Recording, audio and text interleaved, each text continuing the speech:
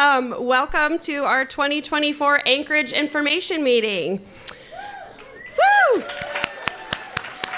Awesome. All right, I am Darla Graham. I'm CIRI's Director of Stakeholder Engagement. I originally grew up on the Kenai Peninsula in Anchor Point and Homer, and I am a proud CIRI shareholder and an enrolled tribal member of the Ninilchik Village Tribe.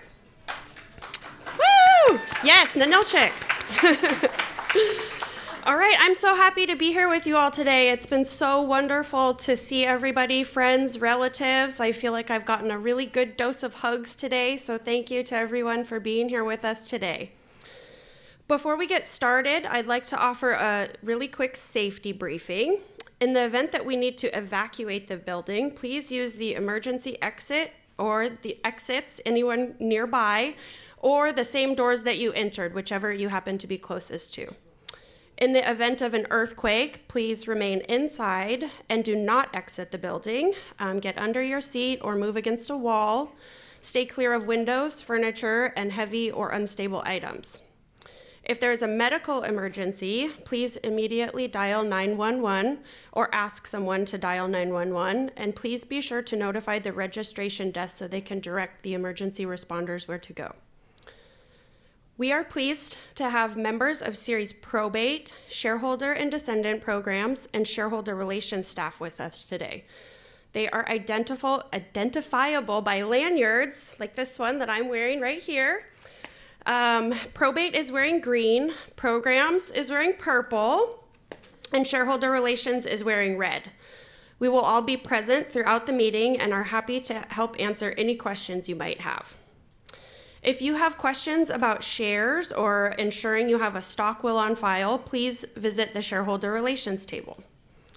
The CIRI family of designated tribal organizations and nonprofits provide educational and cultural opportunities, housing, healthcare, and social services to CIRI shareholders and descendants and the 70,000 Alaska Native and American Indians that reside in the Cook Inlet region.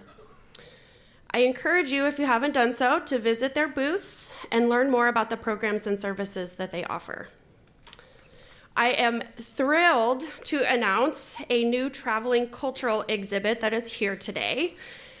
This has been an amazing partnership and a kind of a groundbreaking initiative between CIRI and the Alaska Native Heritage Center, and we really wanted to create an Indigenous traveling exhibit for CIRI shareholders and descendants. At both CIRI and the Heritage Center, we really firmly believe that every shareholder and descendant deserves access to their language, culture, traditional knowledge, and community. And our collaboration with the Heritage Center marks an exciting new chapter that is designed to enrich the lives of all CIRI shareholders and descendants, regardless of their geographical location. So a couple of components of this exhibit include more than 20 cultural artifacts sourced from the Alaska Native Heritage Center Museum, the Anchorage Museum, and a very, very special personal loan from Dena'ina Elder Marilyn Beluda. Additionally, there are more, yes. Is Marilyn here? Okay, thank you, Marilyn. I don't see you, I don't see you in the room, but thank you very much. All right, so in addition to the artifacts, there are more than 100 photographs, and these have come from the ANCSA 14H1 program, the UAF photo collection, and the UAA photo collection, and the Anchorage Museum. CIRI shareholders are going to be able to see really rare footage that is courtesy of the Alaska Movie Images Preservation Association, and it features some very rare footage of an Eklutna semi-subterranean house. There's also some footage of a distinctive Dena'ina log house. One other exhibit that is very, very cool, if you haven't had a chance to do this, I very much encourage you to do so, but it has the world's first co-produced Indigenous-led 5-minute VR experience. And this spotlights a Dena'ina beluga hunt. So definitely check that out if you have not. The exhibit also includes 9 cultural interpretive banners that has everything from the Dene seasonal round to the beluga hunt to languages to the importance of fish and more. I am extremely proud to share this exhibit with you, and even more proud to share that this is the product of some extremely hard work of CIRI shareholders and descendants. This has been a project that has been made by us, for us, and I am very grateful for the work of Melissa Shaganoff, who is in the back over here. Thank you very much, Melissa. Ben Jasek, Ben Baldwin, Chris Delgado, Tiffany Tudiakoff, and Nikki Graham have also contributed greatly to this project. So thank you to everybody that has contributed this. It has truly taken a village to create this exhibit, and we really, really hope that this is something that is really meaningful for our shareholders and descendants. So we're deeply honored to be able to debut that here today. This is the first opportunity to see the exhibit. So please make sure and check it out. Okay, I hope that during registration and lunch you were able to visit our artist tables. Can we hear a round of applause for our artists that are with us? Yes. I know I bought a pair of earrings myself, and there was some very beautiful work out there. So they will be available throughout the meeting. Stop by if you have not already. The art, of course, reflects our identities and tells our stories, and Alaska Native people have long used art to represent who we are, both as individuals and as a community. Speaking of artists, I'd like to make this opportunity to make a quick shameless plug for our CIRI art contest coming up. This year's theme is Woven Scenes, and this represents the diversity of our shareholders and descendants by showcasing where they grew up, where they are now, and their connections back to their heritage. Our team will be sharing more details with you soon, so please stay tuned, and we'll be accepting entries starting in mid-May. Lastly, as a quick reminder, it is CIRI's policy to protect the privacy of our shareholders and descendants. Please help us protect the privacy of those present today by not recording or photographing any portion of today's meeting. Now, I'd like to welcome CIRI shareholder Aaron Leggett to the stage for today's land acknowledgement. Aaron is Denina Athabaskan and serves as the president of the Native Village of Eklutna. So everybody welcome Aaron.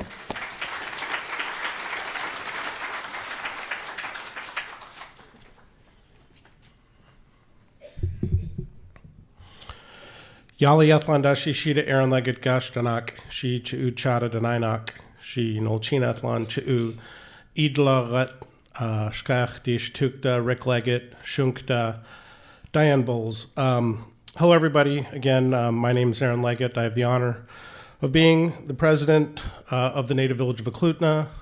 Native Village of Eklutna is the only federally and now state recognized tribe here in the municipality of Anchorage. And I'm just so honored to welcome everybody here to the CIRI informational meeting.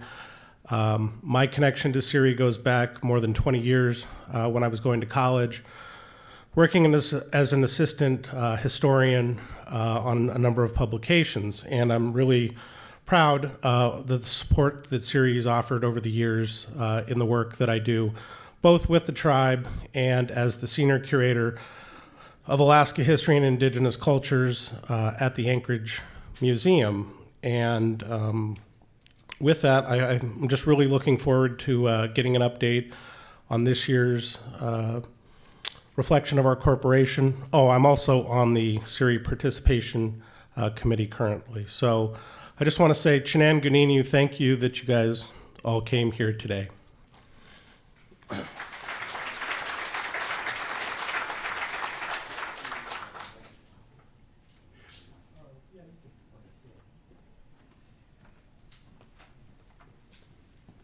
Thank you, Aaron. I just spoke to Aaron, and Eklutna has their annual powwow August 3rd and 4th, and he opens a welcome to everybody in the room to come out and celebrate. I'll be there. We toured the grounds last week. I think it's going to be a beautiful time. So August 3rd and 4th, if you can come, they'd love to have you. So thank you, Aaron. For those of you who don't know me, my name's Doug Pfeiffer. I'm chair of the CIRI Board of Directors. My family originates from Ketchikan. We are Tlingit, and I've been on the CIRI board for 17 years.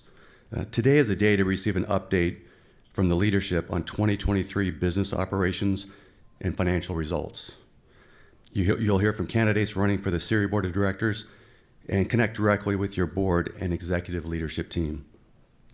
So I'd like to identify each of them and encourage you to talk with them individually. Remember, as directors and our executive leadership team and all our staff, we're here to serve you. So if you have questions, concerns, comments, grab one of us. We have name tags. Our staff has color-coded placards. So please contact them and ask us questions. We're here to answer. With that, I would like to introduce our board of directors, starting off with Mr. Tom Hundorf, Chair Emeritus. Tom, could you stand, please? Give Tom, yeah. And if directors would like to stand, and we'll give them a round of applause at the end. Sam Spangler, our Vice Chair. Sam. Yeah. Cynthia Muller, our Secretary. Thank you, Cynthia. Rolf Dagg, our Treasurer. We'll give him a round of applause anyway. Robert Harris, our Assistant Secretary. Thank you, Robert. Michelle Linder-Smith, our Assistant Treasurer. Michelle? Yeah. There she is. Okay. Greg Craig, Director. Thank you, Greg. We have Mr. John Esтерbrick Jr. Carol Gore. Thank you, Carol. Jeff Gunnison. Thank you. Cheryl McCahey. And Louis Nagy Jr. Yeah. And I'd be remiss not to mention we have several former directors in the room today that took the time to serve on the CIRI board for many, many years and contributed to where we are today. So I'd like to mention them. We have Mr. Pat Mars. And I did see Mr. Roy Hundorf earlier. So Roy. And we have Harold Rudolph. Mr. Bob Rood. Thank you, Bob. And I'd be remiss if I'm forgetting anybody, so raise your hand if I didn't see you today. Oh, Mr. Ted Croto. Yeah. Thank you, Ted. Ted's one of my good friends. I'm sorry for forgetting you, Ted. Apologize now. And then I would certainly like to introduce you to our executive leadership team. As you'll hear today, big changes at CIRI, a lot of exciting stuff going forward. So I'm really pleased to introduce you to them. Many of you have met our new Chief Executive Officer, but if you haven't, grab his ear, chat with him, Mr. Swami Iyer.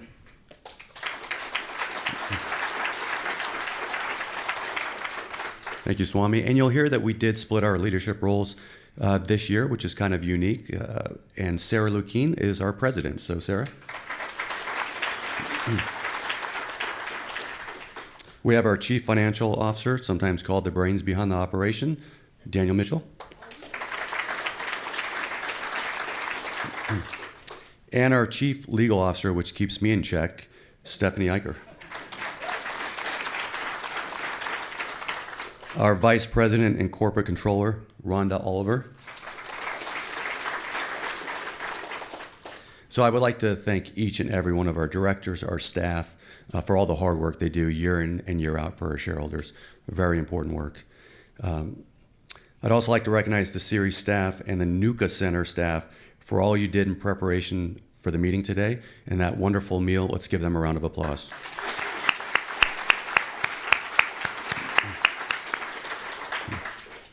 Together, we, the board, executive leadership team, and staff are responsible for fulfilling the mission of CIRI.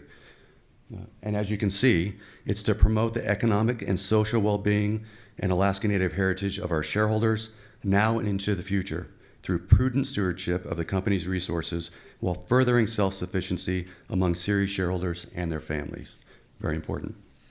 What an exciting time for CIRI, as you're going to hear today. The work we are doing today is absolutely driven by our mission and rooted in the success of our predecessors.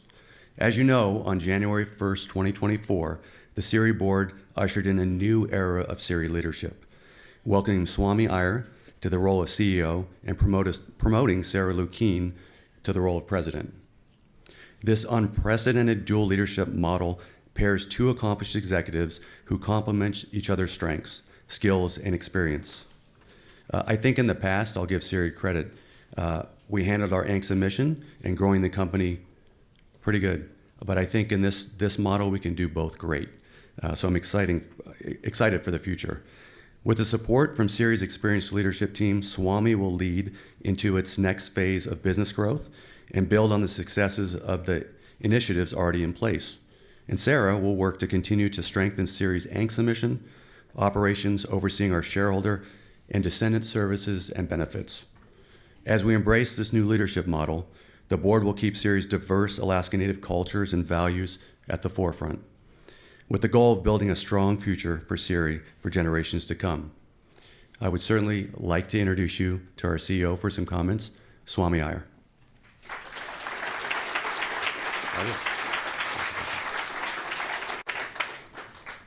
Morning, everybody. I think for a lot of you, I'm probably extremely new, right? So we're going to talk a little bit about what it is that I've come to kind of help do the company do, talk a little bit about our team and kind of where we're going to go next, but maybe just a little bit about background of where I'm from. So my family is originally from India. I am born and raised here in the United States. I served the U.S. Air Force for 20 years as a test pilot, and then I moved on to take over a lot of different kinds of companies over the years, everything from running large defense and aerospace companies to cyber companies to large product businesses, and ultimately space companies where we built spaceships, which obviously sounds different, I would think, for a lot of you, right? What those businesses taught me and what I'm hoping to bring here for CIRI when I was asked to come is a new renewed sense of how to take your company, make it our company, and find a way to get more profit and more cash out of the businesses, to buy the right kinds of businesses, to move to the right kinds of investments that are going to allow us to get the right kinds of return that allows us to fund the things that we care about, whether it be dividends, elders' endowments, social programs, and the trust and the kind of things that we're going to do for a long-term investment cycle. So I'm here to answer a lot of your questions. We can get somewhat into the business strategy, but the basics are, for many, many years, CIRI has been built as a very solid business. And I think, at least I am grateful for, and I hope that you would be too, that the gratitude for the founders, for all of the board members over all the many years, for all the CEOs that have preceded me and the teams that have preceded our team, have built for you a very solid foundation of a business worth nearly $1 billion, creating very good returns. But I've been asked to accelerate that. I've been asked to grow that further, farther, faster, so that for multiple generations you can sustain the kinds of growth that you need.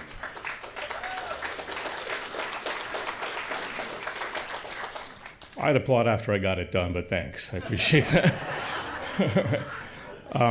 It's a lot of hard work. It is transformational work.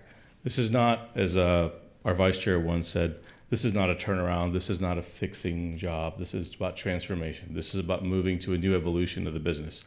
And we will do that together. I have traveled to all of the villages minus one that I'm hoping to get to when the snow clears. I have met with the leadership in each of those places on their land. And I'm meeting with you here now and when we go to each of the locations for our information meetings and our business meetings. And I rely upon you for the voice of the shareholder. My board talks to me every day. We talk in detail. They represent your voice. So who you choose is very important to me. It's very important to you. But I also want to hear from you. So I can understand the kind of company you want. Not the ones that you just have today and what it does for you today, but what it will it do for future generations of your family. And the for-profit part of our business, the one that my team and I are going to work very hard on, is the piece that funds all of it. So it's very important that we as a collective decide how to be profitable in the right ways to our conscience and the right ways for the market, so we can do the things we want to do everywhere else, the places where Sarah and others will work very hard with that work, as well as our partners in the ecosystem like CITC, CIHA, SCF, and the foundation. So I'd like to introduce those partners as well, because I don't think you see us as just CIRI and 5 or 6 executives, but you see us all as one group responsible for all of the things we do for you. So from CITC, their CEO, Gloria O'Neill, is in the front. From South Central Foundation, Eileen. From the Cook Inlet Housing, Gabriel. There we go. And from the foundation, Connie. Between these individuals and the leaders in the village corporations and on the tribal councils, like folks like Aaron Leggett and others, we as a team are responsible for everything that we do for the CIRI shareholder. And as a group, we are now beginning to talk in ways that are new to me. And I think they've all coordinated very well over the years, and I'd like to see us coordinate in a way that is a team effort. It is a team sport to do right by the shareholder, and that's what we're going to go do going forward. So I look forward to the collaboration with all of them as we kind of go forward in our strategies. As we get into the Q&A, if you'd like to talk a little bit more about the strategies, I'm happy to discuss the details. But fundamentally, what we're going to do is we're going to take a lot of the money that we put in passive investments, think of it like a giant 401k, and move them into more active investments, which is like buying companies that make more profit than the money we make off of our passive investments. I won't be able to tell you what companies we're about to go buy. I can tell you what the kinds of companies are going to be. Cyber companies, companies with products, companies with specific niches in the government and commercial sectors that make it very competitive to stay in the positions that they are. But if I told you the specific names of the companies, then our competition might buy them and raise the price, and we don't want that. Right. I will tell you that we have been doing, like other ANCs, what we would call single-digit profits, 5 or 6%. You'll see those in your annual report. What I've been brought to do and what I've done in other companies is to move us into margins that are in the double digits, which means hard work, the right acquisitions, and the right investments. Which businesses we buy and how much those targets are going to create, we will know as we go and we compete, we buy, we win them, or we take the ones that we have and we make them better. And we'll hear more and more about that as we go forward. We've already written a strategy. The entire board of directors and I went to Phoenix and I locked them in a room. I think they thought they were going to have fun. They didn't. And we spent very long days rebuilding the entire go-forward strategy. There was nothing wrong with the company, but we needed to retool for a different use of the money that we do have and how do you make more money with that money. And we went through all of it and got it done inside 1 week. And the board, I'm happy to announce, approved the entire details of the strategy just yesterday. So we are now ready to kind of go forward with it. You will learn more about it as we go, and I will answer the questions up until the point some other ANC or some other company is going to steal our great idea, and then I'm not going to say a word. All right? So with that, we're going to move on, and I'll start to introduce my staff. Where did she go? Where is Sarah? Right here. There you are. Okay. Our president, Sarah Lukeen.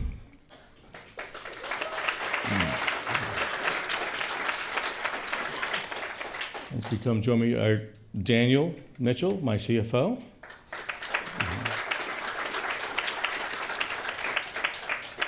Our Chief Legal Officer, Stephanie Eicher.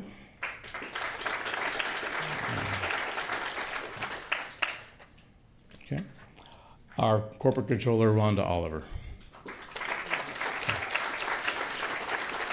So we'll be poised here, ready to join the stage as soon as we finish our next conversation. Sarah's going to come up and talk about how we make sure our ANC submission is taken care of. We've taken to calling it the ANC submission operations.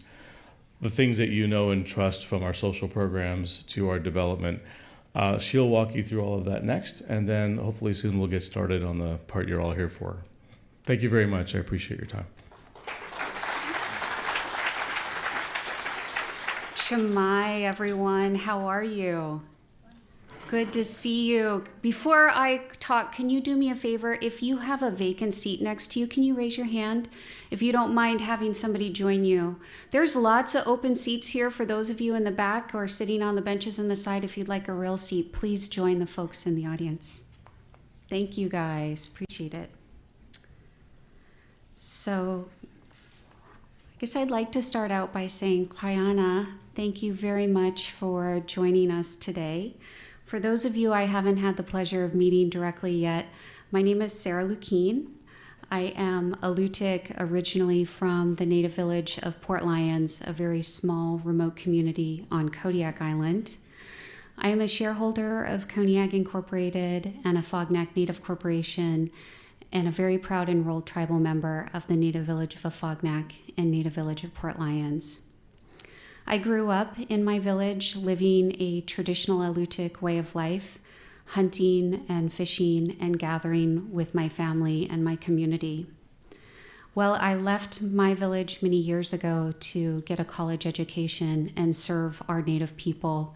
My parents and my aunties and my uncles and my cousins still live there.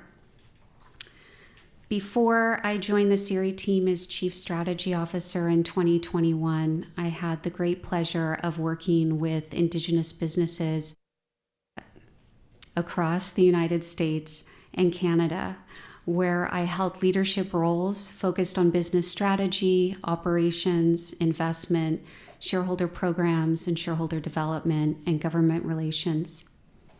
Today, I'm blessed to work with an amazing board of directors and team at CIRI.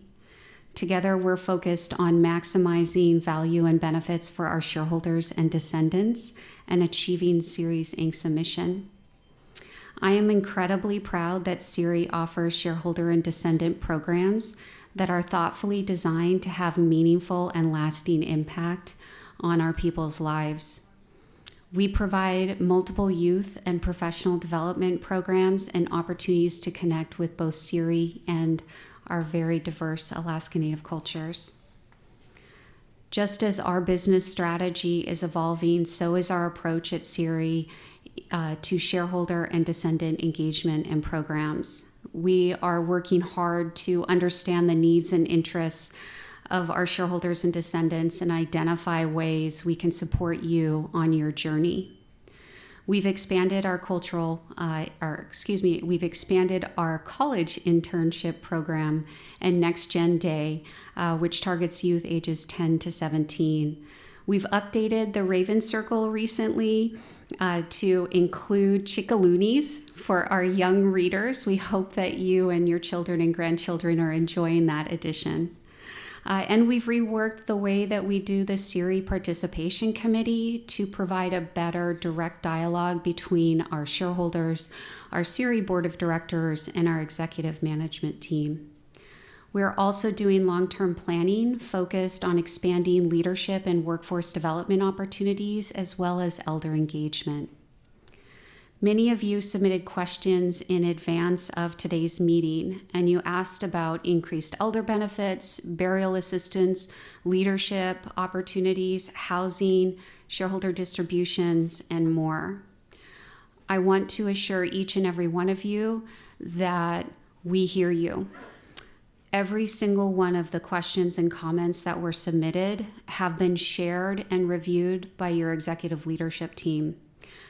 We are actively working to understand how CIRI can best provide for our shareholders and descendants at all life stages across geographies, and how we can best care for this generation while preparing to care for the next generation. We recognize that our plans must be a thoughtful view of who CIRI's shareholders and descendants are and what's most important to you. Today, CIRI's youngest original shareholders are now in their early 50s. And through gifting and inheritance, our CIRI family has grown from just over 6,000 original shareholders in 1972 to approximately 9,300 shareholders and 18,000 descendants today. Many shareholders and descendants live outside the Cook Inlet region and Alaska. While we're working to support our individual shareholders and descendants wherever they are, we know we must also advance our region. To that end, CIRI is working in partnership with our Cook Inlet region tribes, our village corporations, and our designated tribal organizations, South Central Foundation, Cook Inlet Housing Authority, and Cook Inlet Tribal Council, to protect and advance Alaska Native people's rights to self-determination, revitalize Alaska Native culture and identity, and advocate for subsistence. Our elders taught us to take only what we need and save the rest for our children and our children's children. Just as our elders taught us, CIRI is committed to stewarding our lands, responsibly developing our resources, and making wise investments to generate economic opportunities for our shareholders and their families today and in the future. As we embrace change and foster growth, we keep our diverse Alaska Native cultures and values at the forefront with the goal of building a strong corporation that can innovate, advance, and thrive in a rapidly changing world.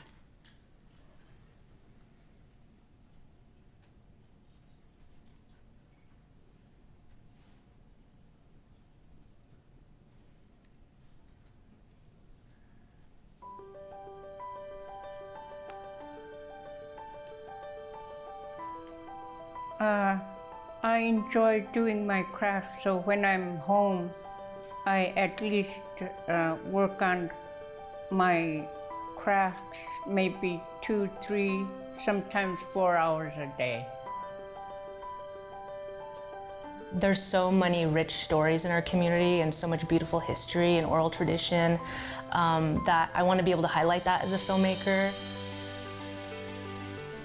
I love to learn, so I hope I transfer that love of learning into love of teaching and love of learning from our students. When you come from a 1,000 years old culture, it's in your DNA. And if you are not connected to that, you're missing a vital part of yourself. 200 years ago, our worlds were small, meaning that we didn't go very far, but our understanding of that world was immense. A tool, no matter what it does, if it improves the quality of your life and your capacity to produce more or make a better final product, would have absolutely been embraced by every Indigenous culture in the state. What we have now, like cinematic cameras and good, recording gear and those types of things, I think that our ancestors would have really used that. They would have probably used different inks in our tattoos or different, neon colors and stuff in their clothing. And I think that we should embrace those things that Western society has brought, but they're just new tools that we can continue to use to share our stories. There is not too many people that are doing basket weaving today, and I would like to pass it on to my granddaughters so they can learn and pass it on to their daughters. The beautiful resilience of our community, how we've been able to carry on traditional songs and dances and teachings through that music. Also our language and just all the things like traditional tattoos. There's so much beauty in our community that I want to make sure that we highlight because I think our youth need to be inspired. It's really easy to disconnect from who we are, who we came from. A lot of our students simply didn't have the fortunate upbringing I had. Like my grandmas were with me from the time I was little, and they instilled in me a pride in who we are, who we were, who we are becoming.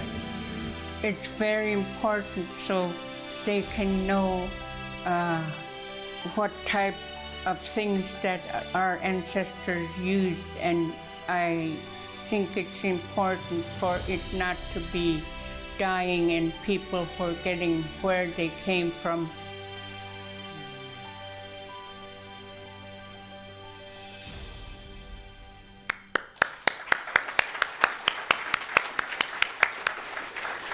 Koyana, to Emily, who I see is here today, thank you so much for joining us, as well as to Laura, Ben, and Alex for sharing your stories with us.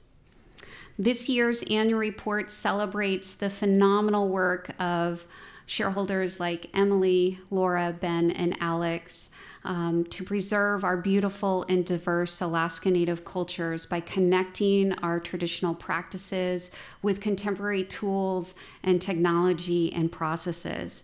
We're incredibly grateful for their efforts and for them taking the time to share their stories with us. If you haven't received your 2023 annual report, it should be hitting your mailbox any day now. There are also extra copies of the annual report, voting materials, and a ballot box located out there by the shareholder relations table. Before I hand this off to Rhonda Oliver, I just want to say from the bottom of my heart, Koyana Sinuk, thank you very much for allowing me to serve you. Recently, I was talking with an elder originally from my village, and he reminded me that traditionally the Dena'ina and Alutiiq people engaged in fierce battles. And I just want to share with you that today this Alutiiq woman is really humbled to help lead one of the most incredibly diverse Alaska Native regional corporations statewide on the traditional homelands of the Dena'ina people. And I also wanted to share with you that today that elder actually lives here on Dena'ina homelands, and he told me that you take very good care of him. So my heart is full working for a region that cares so much for our precious elders. Koyana.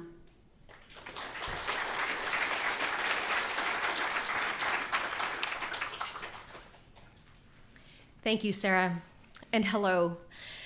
I'm happy to be here today. My name is Rhonda Oliver. I am CIRI's Vice President and Corporate Controller. I oversee the daily accounting operations and manage the Shareholder Relations Department. I am Ahtna Athabaskan, a shareholder of Ahtna Inc., and an enrolled tribal member of the Native Village of Cantwell. My mother is an original Ahtna shareholder, and my aunt, Irene Pedersen, is an original CIRI shareholder. I'd like to take this opportunity to recognize your Shareholder Relations Department.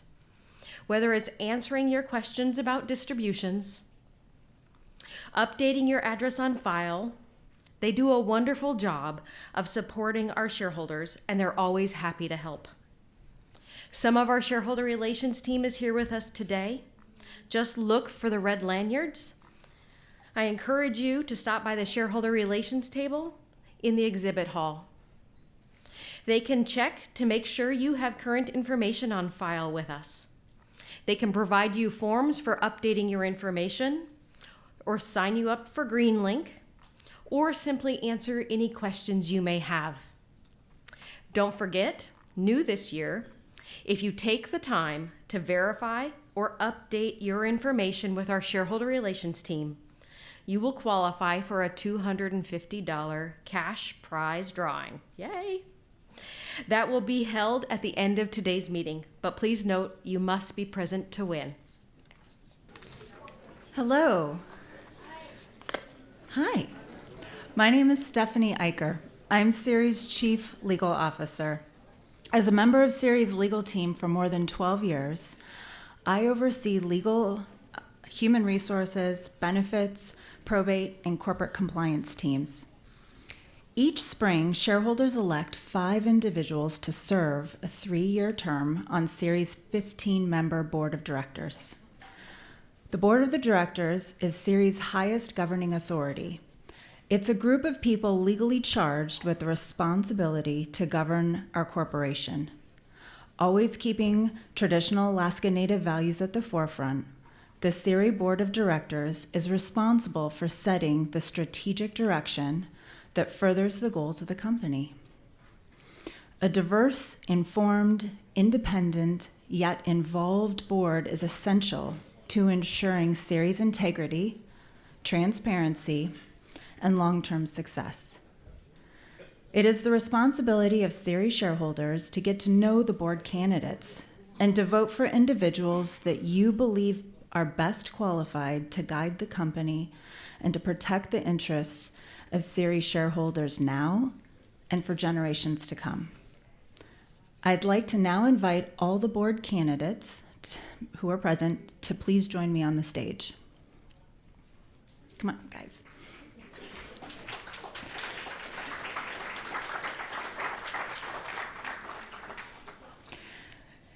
You will now have an opportunity to hear from the board recommended candidates running for the CIRI board. Each candidate will have 3 minutes to make their statements. Ethan is down in the front and will be our official timer for today. We'll go in alphabetical order by last name, starting with Mr. Doug Pfeiffer.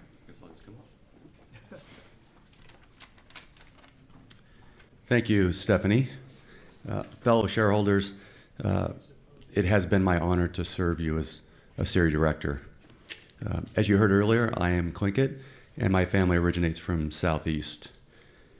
As an original shareholder, I've seen CIRI grow into one of the most successful regional corporations, and I think for that, we can all be proud.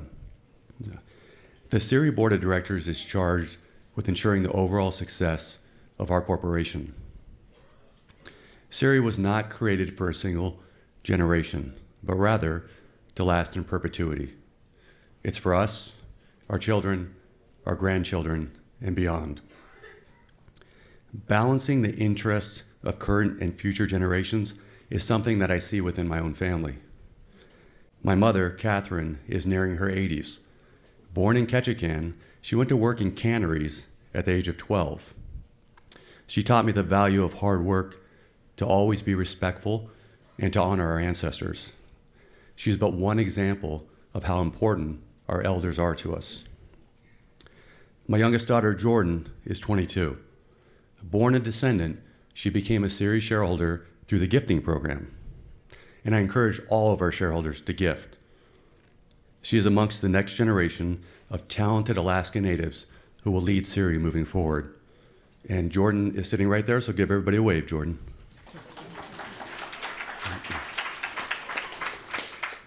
Understandably, the needs of our elders and youth are very different. But one common thread for us all is the continued financial success of our company. This is where I believe we need renewed focus moving forward. We've done well, but we'll need to do better. Growing our company and increasing shareholder distributions must be our #1 priority. Achieving this takes a strong and impactful leadership team and board of directors. I am pleased to report the new CIRI leadership structure, as you've learned, was put in place with growth in mind. I'm confident our best years are just ahead, and I would appreciate your support once again. Thank you. Thank you, Mr. Pfeiffer. Next up, Mr. Jeffrey Gonneson.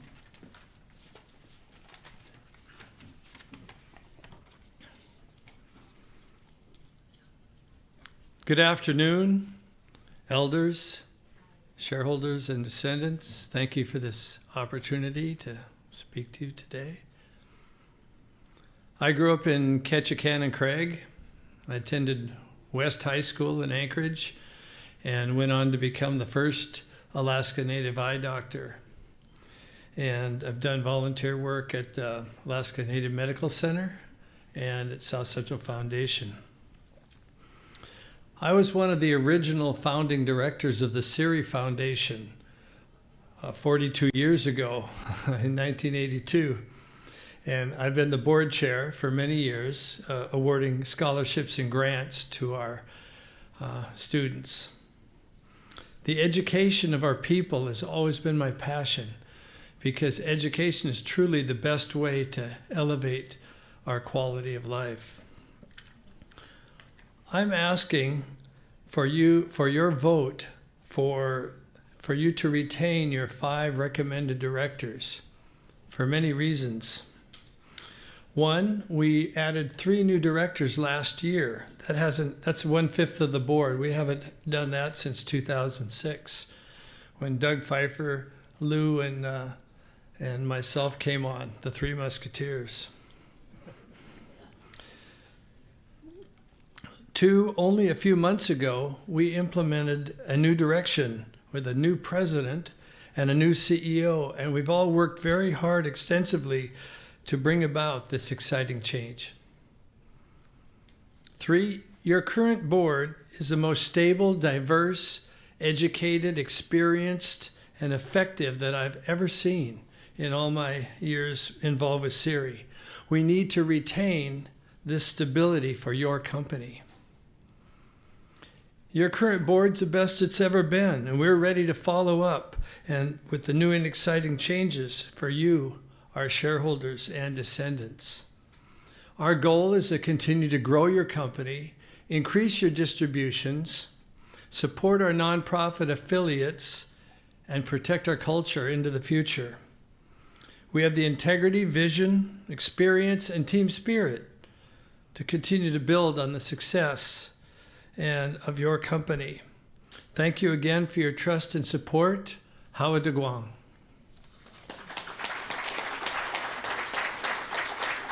Thank you, Jeff. Next, you'll hear from Ms. Michelle Lindersmith.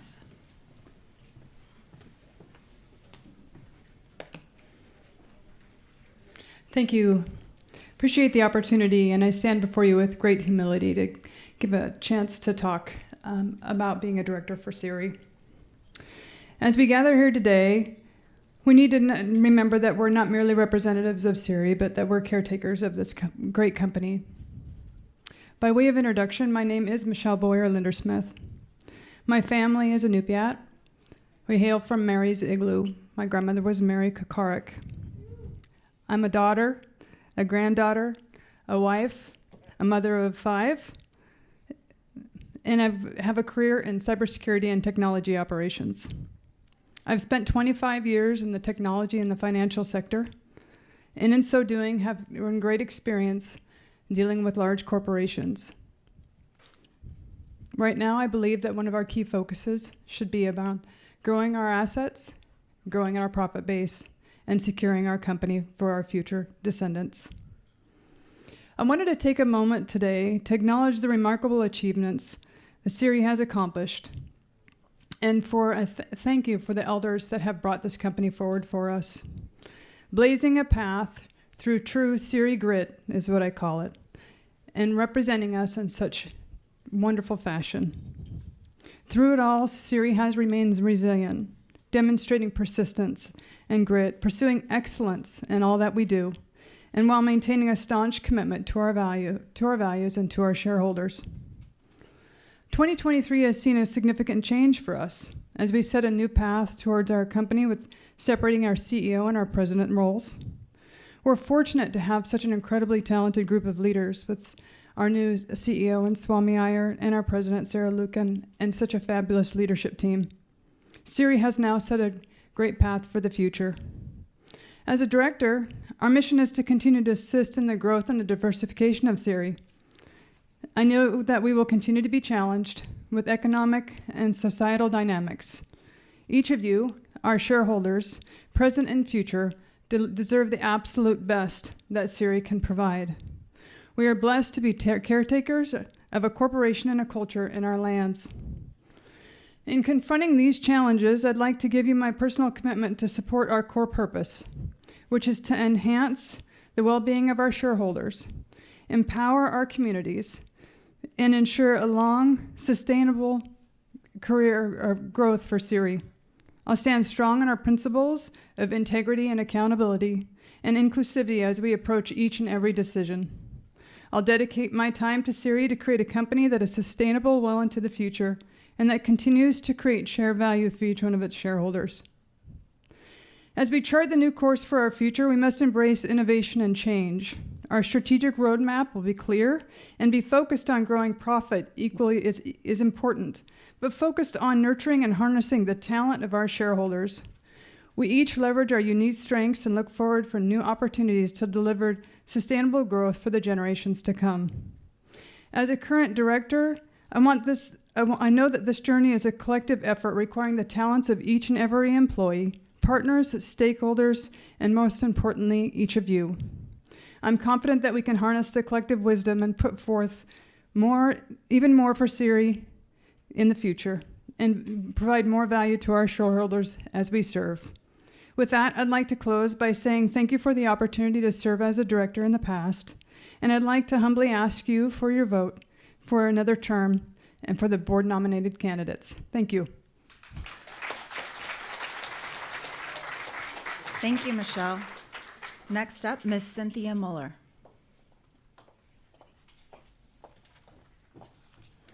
Good afternoon. It's truly a pleasure to be here today. I'm Cynthia Lynette Mormon Muller. I was born here in Anchorage, just right over in Elmendorf, Air Force Base, to my father and mother. My mother is Valerie Gay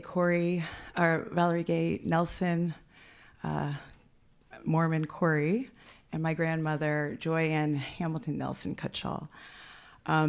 You might have seen me back in the 90s running along the highway here, but after I came back from college, I had the fortunate opportunity to work for South Central Foundation, where I got to learn. I learned so much about our region, the needs of our community, and the possibilities that were open to us as a Native community at that time. I unfortunately had to move away because of the work that I wanted to do was mostly down on the lower 48. So I spent 20 years learning finance and how do we direct money to communities that actually need it. And in that time, I was able to keep my connection to Alaska with many of you. I see some very familiar faces who would come up for visits. And now being on the board for 3 years, it's been fantastic to take the learnings, the listening, and now the opportunity to share everything that I've learned down in the lower 48 and bring it back to the strategy that you've been hearing about from Swami and the team. The company has been on a fantastic trajectory for the last 50 years, and you've heard from others about the changes that we've made over the last few. I know that with that it comes a lot of change and a lot of uncertainty. But I will say it has been such a pleasure to have these tough conversations with you all about what changes are coming. And I look forward to hearing more about that, regardless of your decision, but really wanting to ensure and encourage that we have your voice in the boardroom and within the company every single day. As we think about the future of the company and this moment that we're all in, I'm very heartened because I listen to a lot of the descendants and the future shareholders that are getting their shares, and listening to the ways in which they are committed to our community and the ways in which they want to engage with our community. And I'm so excited that CIRI is listening, and we've been taking in your feedback and really ensuring that the resources, the insights, the culture, the pride is all instilled throughout everything we do at this company. We have a lot of fantastic people who've worked very hard, and I thank each and every one of them. And I thank each and every one of you who will be continuing this work in the future. As we continue to think about how do we grow this company, how do we grow ourselves and our 18,000 babies that we all grew here, and ensure that we, as Alaska Native people who live in this region, are able to have healthy, happy lives. And I would be honored if you would vote for me on this slate again, and I'll continue to bring all the lessons that I've learned down on Lower 48 back to the boardroom. So thank you for your time today.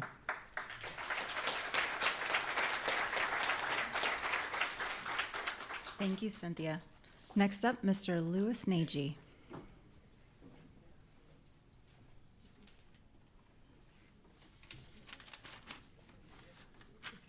All right, the good group to follow. All right, it's so good to see everybody here, all the shareholders and descendants. Thank you so much for coming today to see how your company's doing. I really appreciate that. Also, I want you to know that it's been an honor and a privilege to serve as your representative on this board for the past 3 years. Many of you know that I was born and raised in Seldovia. And when I was growing up, I wanted to be a fisherman. Oh, this is mobile. I wanted to be a fisherman, but then I discovered that I was actually a fair weather fisherman. I wasn't, that going, oh man. And so I figured, well, I'll become a bush pilot, because going back and forth to Seldovia, I had to fly in that little airplane. And so I figured I'd be a bush pilot, and I discovered that I'm a fair weather pilot too. So I figured, well, I'll be an airplane mechanic, and that was a very good choice for me. I picked out, mechanic, and was doing really well. And then my career had a big shift, and I discovered that I actually got the teaching bug. And so then I sought to become a full-time teacher at University of Alaska here in Anchorage, and I teach, I'm a professor of aviation technology now. Because of my commitment to education, I also serve on the board of TCF, And then also, I'm very proud that how much the scholarships that TCF provides, and for both the regular education path and then also for the vocational path as well. And then we've also been able to grow the endowment, and we continue to increase the number of scholarships and the value of the scholarships. Of course, education's going up like crazy. And then also it's TCF is designed, I'm really happy that TCF is designed to provide scholarships into the future. So we're not just kind of, let's do it all right now. We're thinking of everybody going forward. So over the years, CIRI's had some pretty interesting challenges. We became the first ANC to have a commitment to a regular dividend, which I think is very important to uphold. And then next we had a huge success in telecom and became a $1 billion company. And then we had a little bit of difficulty in the cycles of business and sort of like that, and kind of dropped down a little bit. And then we decided to move into more utility-likes and kind of utility-like items that kind of evened out our income. And then we got into government contracting, and we regained our position as a $1 billion company. And so I find it interesting. I was thinking about the settlement trust. We had that discussion right here in this room with Karl Mars about setting up the settlement trust, and we have that up and going after the pandemic. And so that brings us to today. And now we recognize that we need to shift into more of a growth model. And that's why Swami is here. We made that big switch, and we're really excited about that. But we remain committed to our strong dividend policy. My goal is to keep on track for continued success, and then also growth and stability. I'm Louis Nagy Jr., and I would appreciate your vote for the board recommended slate. Thank you for being here today.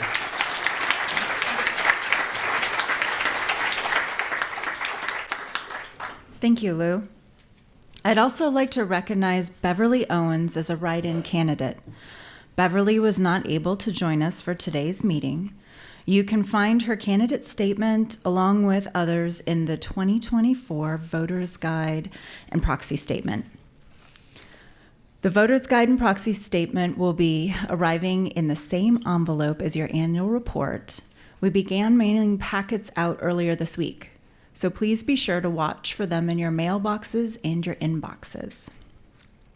It's important to note that your proxy cards will be mailed separately this year and will be arriving in a blue envelope like the one that you see on the screen. Thank you to the board recommended candidates, and you are excused from the stage if you'd like, while I bring back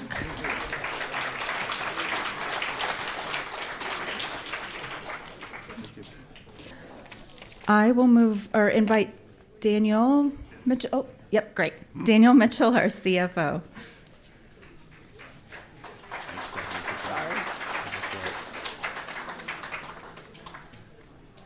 Well, good afternoon, CIRI shareholders and descendants. It's an absolute pleasure to be here today in front of you. And I am Daniel Mitchell, CIRI's Chief Financial Officer. And I oversee, as the CFO, I oversee CIRI's finance, accounting, business development, and information technology departments. I also oversee CIRI's tax planning and compliance, and I'm actively involved in new investments, leading due diligence teams with mergers and acquisitions. Right now, we're going to watch a short video that summarizes CIRI's 2023 financial performance. And right after that, we'll bring the executive team back on stage and we'll be available for questions and answers. Thank you.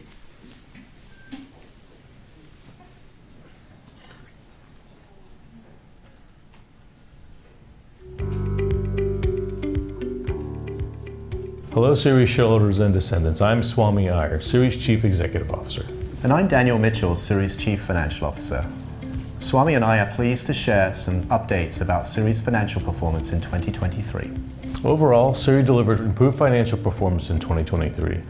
Despite persistent high interest rates and inflation, CIRI's marketable securities portfolio rebounded after the setbacks endured in 2022.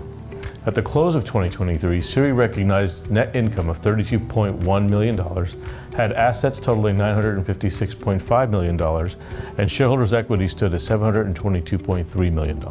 In 2023, CIRI's real estate segment posted pre-tax income of $5.1 million, largely reflective of the gain on sale of residential and commercial lots in San Antonio, Texas.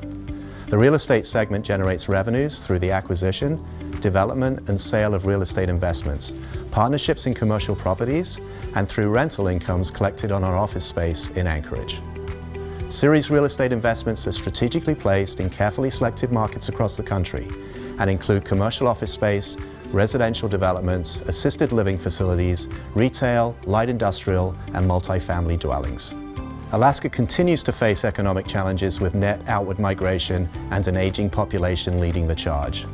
While many of CIRI's investments are outside of Alaska and therefore less vulnerable to local economic influences, the corporation has significant real estate holdings in Anchorage that are impacted by the prevailing economic and political environment. However, these investments are expected to perform well through the real estate market cycles. Anchored by CIRI subsidiary Northwind Group, CIRI's government services segment delivered $490.5 million in revenue and pre-tax income of $16.3 million in 2023. Although during 2021 and 2022, Northwind Group experienced supply chain issues and inflation, the company successfully adapted to the changing environment, showing strong profitability. However, in 2023, Northwind continued to experience challenges within its construction division, which eroded profit margins compared to its other business lines. Based in Idaho Falls, Idaho, Northwind Group operates primarily in the federal contracting sector, specializing in environmental, engineering, and construction services. CIRI's energy and infrastructure segment is comprised of investments that return consistent cash flows and focus on changing energy demands, including cleaner energy sources such as wind and natural gas. In 2023, the energy and infrastructure segment recorded an operating loss of $719,000, driven largely by losses from Palouse Wind Holdings, a utility-scale wind project located in Whitman County, Washington. However, Palouse delivered $1.2 million of cash to CIRI. Offsetting losses in this segment were earnings from an equity investment in Middletown Energy Center, a natural gas power generation plant located in Middletown, Ohio. Other investments in this segment include Syncsa, a natural gas storage facility in Kenai, Alaska. In 2023, CIRI made a $5 million commitment to fund Havfram, a leading partner to the global offshore wind industry. Havfram vessels will have a competitive advantage as they will be able to transport the next generation of increasingly large offshore wind turbines. The first two vessels are scheduled for delivery in 2025 and 2026. CIRI supports and encourages environmentally responsible development of natural resources on our lands. As the largest private landowner in South Central Alaska, we continue to benefit from Cook Inlet oil and gas exploration and development. CIRI generates shareholder value as a landowner, a lessor, and a royalty owner. We benefit from Cook Inlet natural gas prices, which are comparably higher than anywhere else in the country. In total, the natural resources segment generated $11.4 million in operating income in 2023. $6.8 million of that is resource revenue sharing income generated by other Alaskan Native regional corporations and dispersed per ANCSA Section 7I requirement. Future 7I receipts will continue to fluctuate based on business decisions made by other Alaskan Native regional corporations and market prices of related natural resources. An overall decline is currently expected based on current and forecasted activities and prices. HighGold also continued its evaluation of the Johnson Tract prospect, and we remain optimistic about the possibility for future responsible mine development.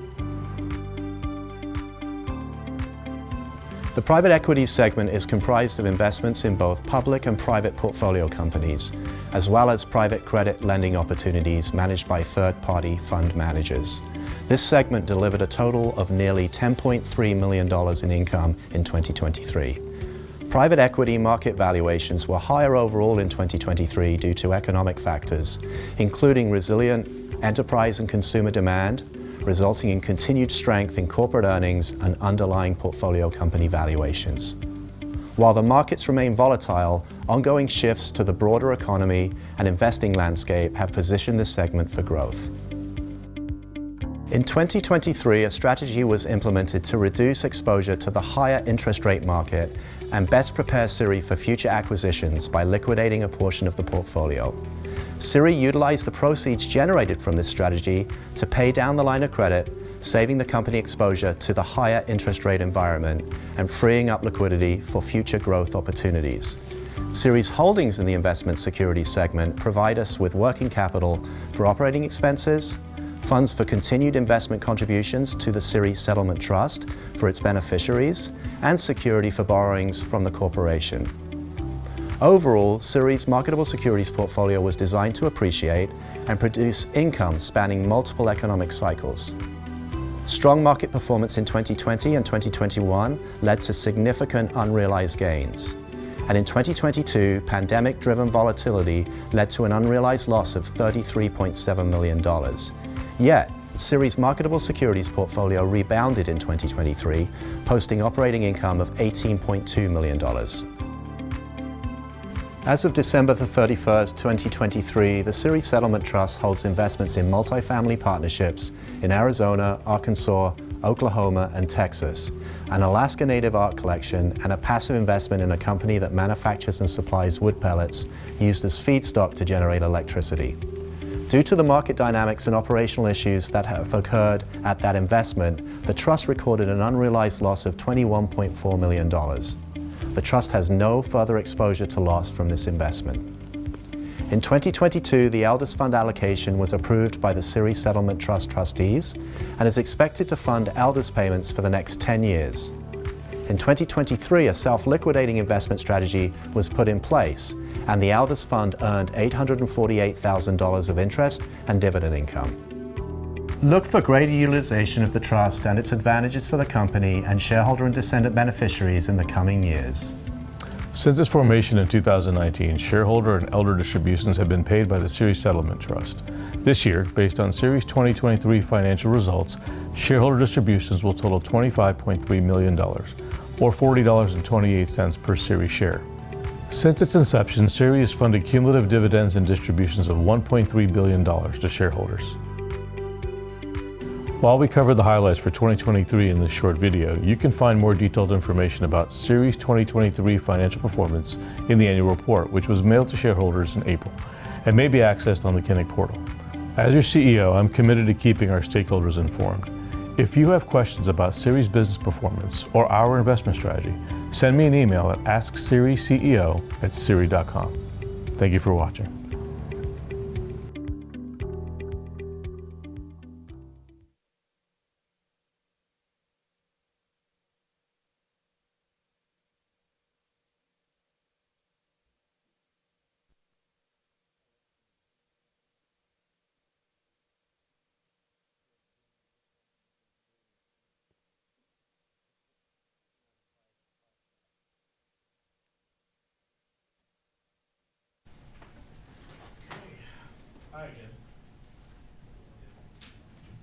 There we go. Hi again, folks. Okay, so the executive team and I are back on the stage to answer your questions. We'll talk about a little admin. Of course, our partners within the CIRI ecosystem are in the front that I introduced earlier today. So they'll be there available to answer questions that might be more relevant to them than to what we might be doing at CIRI individually. We also have, for those that are over in the Gulf of Alaska room, if you have questions, please join us here in the tribal drum room if you'd like to ask those questions in person during the Q&A. If you have a question, please raise your hand. Someone will bring a microphone to you. And please be sure to state your name and confirm that you are a CIRI shareholder so we know who you are. And we can take it from there. So with that, we have the first hand raised. Ethan, thank you.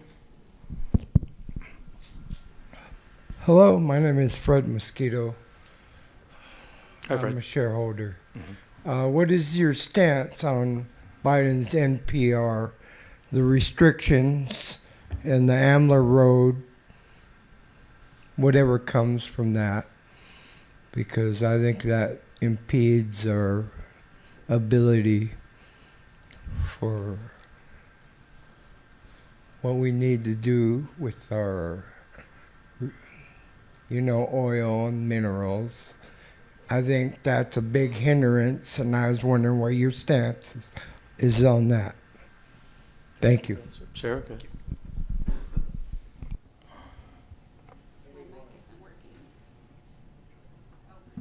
Okay, there we go.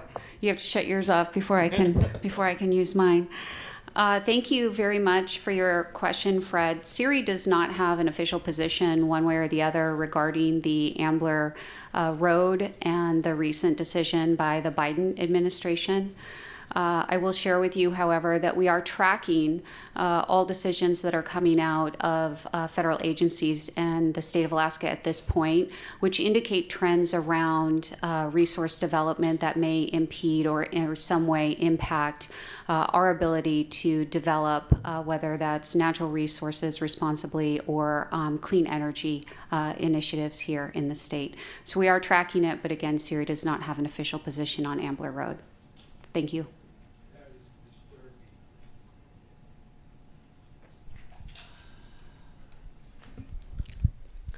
Hi, my name is Amy Cutchall. I'm a descendant from Joy Cutchall, an original shareholder. I have a couple questions. The first question is that I've got a daughter and she's in 9th grade and we're already looking at colleges. She wants to stay here in Alaska and help our indigenous people all over the state to get clean water and sewer systems for the village that they live in. Also to help build better insulated, better housing that would create, like, it would cost less to heat them.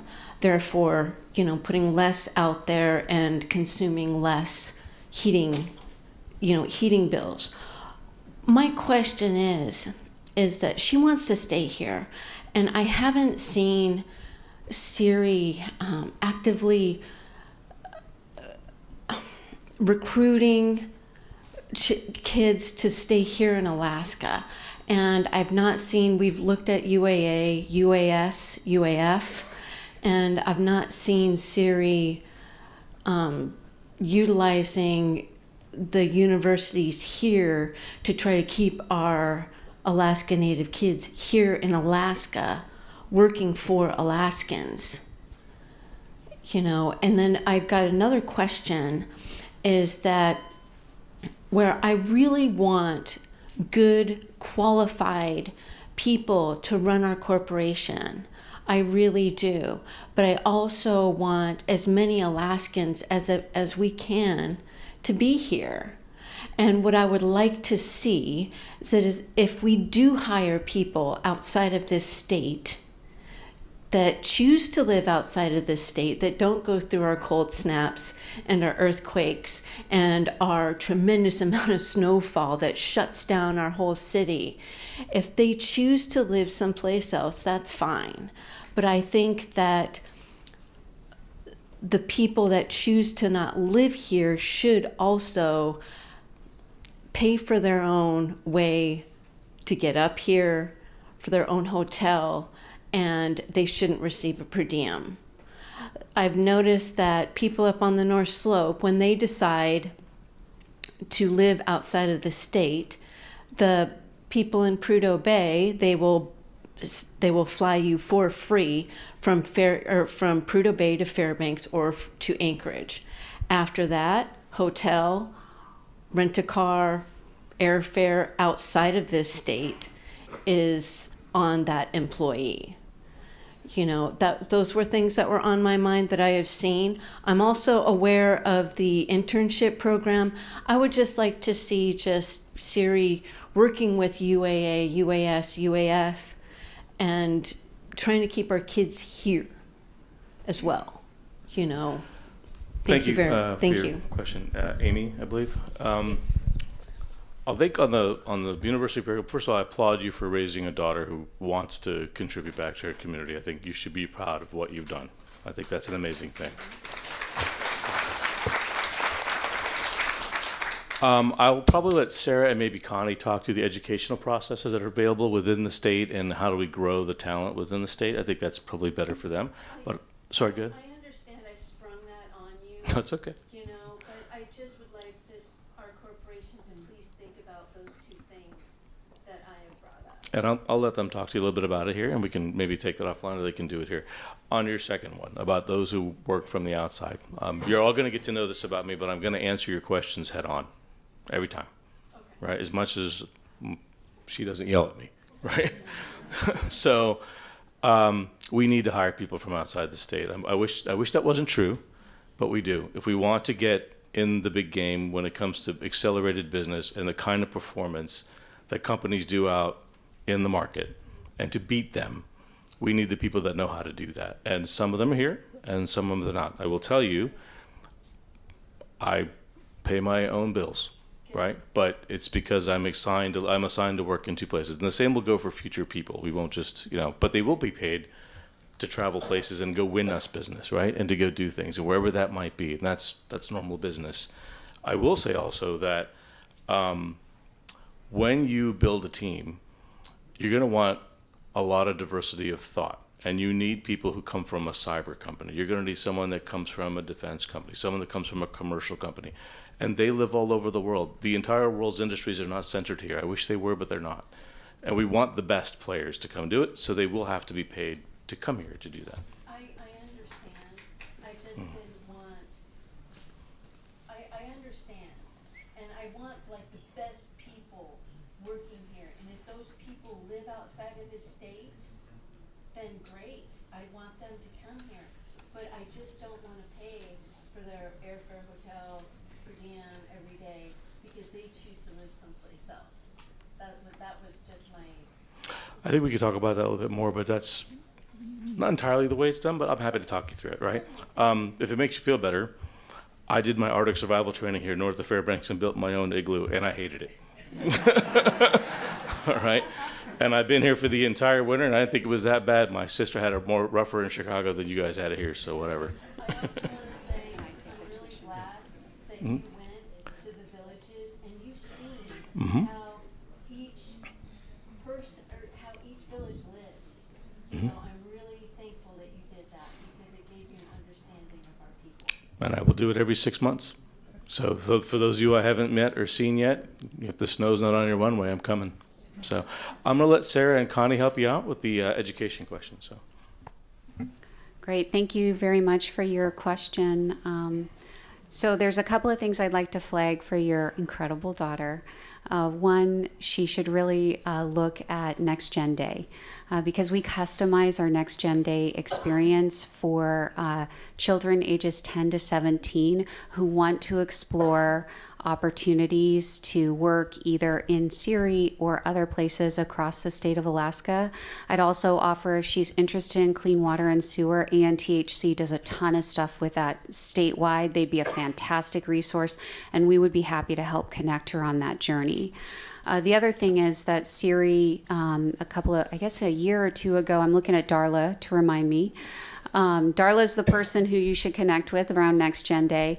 We actually negotiated with the University of Alaska to offer a discount in tuition for all CIRI shareholders and descendants. And you can learn more about that discount from Darla because we truly want to grow our own, and we would love, love, love to see the next generation stay here and be our leaders in the state.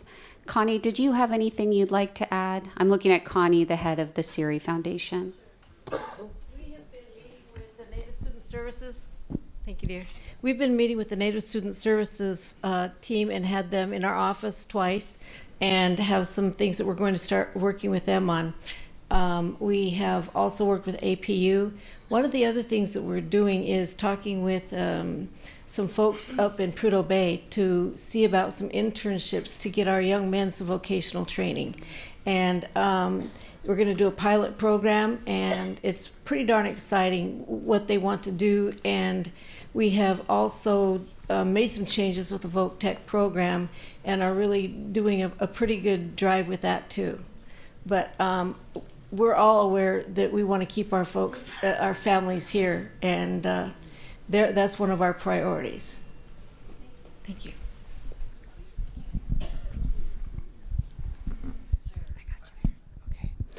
Hi, my name's Diane Knapp here.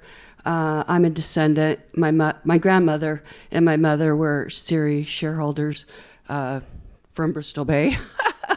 But anyways, I'm curious about, I couldn't quite understand on the 450 for the elders, were you initiating 250 more, or is it 450? And also, I live on a fixed income. I can only have $2,000 extra a year out of all the shares that I have. So I've given away a big part of them to my family so that I know what my income is each month, because I do live on a fixed income. I got to be able to pay my bills, you know. But I was wondering, is there any way that through the Constitution that it could be made to where the elders are getting this extra money and not being penalized for it with their Social Security or SSI? So I'll let Daniel and Rhonda talk through the numbers a bit to the first part of her question. Thank you for your question and your comments. The elders distribution is set by the trustees of the CIRI Foundation, or the CIRI Settlement Trust. It is still $450 per quarter for eligible elders. Sarah?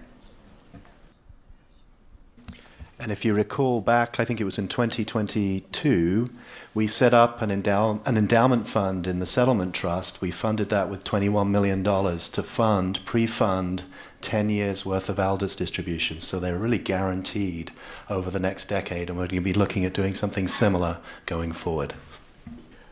But my question is, through the Constitution, we're allowed, I think it's the Constitution, that we're allowed, Alaskan Indians and American Indians are only allowed $2,000 extra a year, no matter how much money you receive. You have to declare that through the government. Is there any way, I mean, that would be a pretty big feat to combat that, but would there be any way to... It would take legislative work and then congressional relations, but that's Sarah's department, so I'll let her kind of walk you through that. So great question.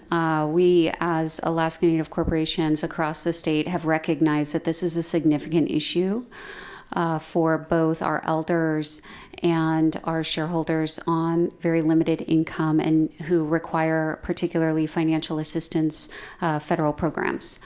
And so we have worked together to draft legislation. It would literally require an act of Congress to make adjustments to that income. And so right now, there is a draft bill before Congress for their consideration. It has been before Congress in various iterations over the last several years. And so we are attempting to change that, but it could take several years before we get that through Congress. Just know that it is a priority and CIRI is working hard on that. You're very welcome. Ethan, there you go. My name is Virginia Raleigh. I'm an original shareholder. And I just had one short question. Do you have either the number or the percentages of CIRI shareholders who are below the national poverty level? I don't believe we have those numbers exactly right or anything. I'm looking over at Gloria, and Gloria, who would have some of that, does not have that data for that. So, no, but we will go take a look and see what we can find out. Gloria, would you like to make a comment?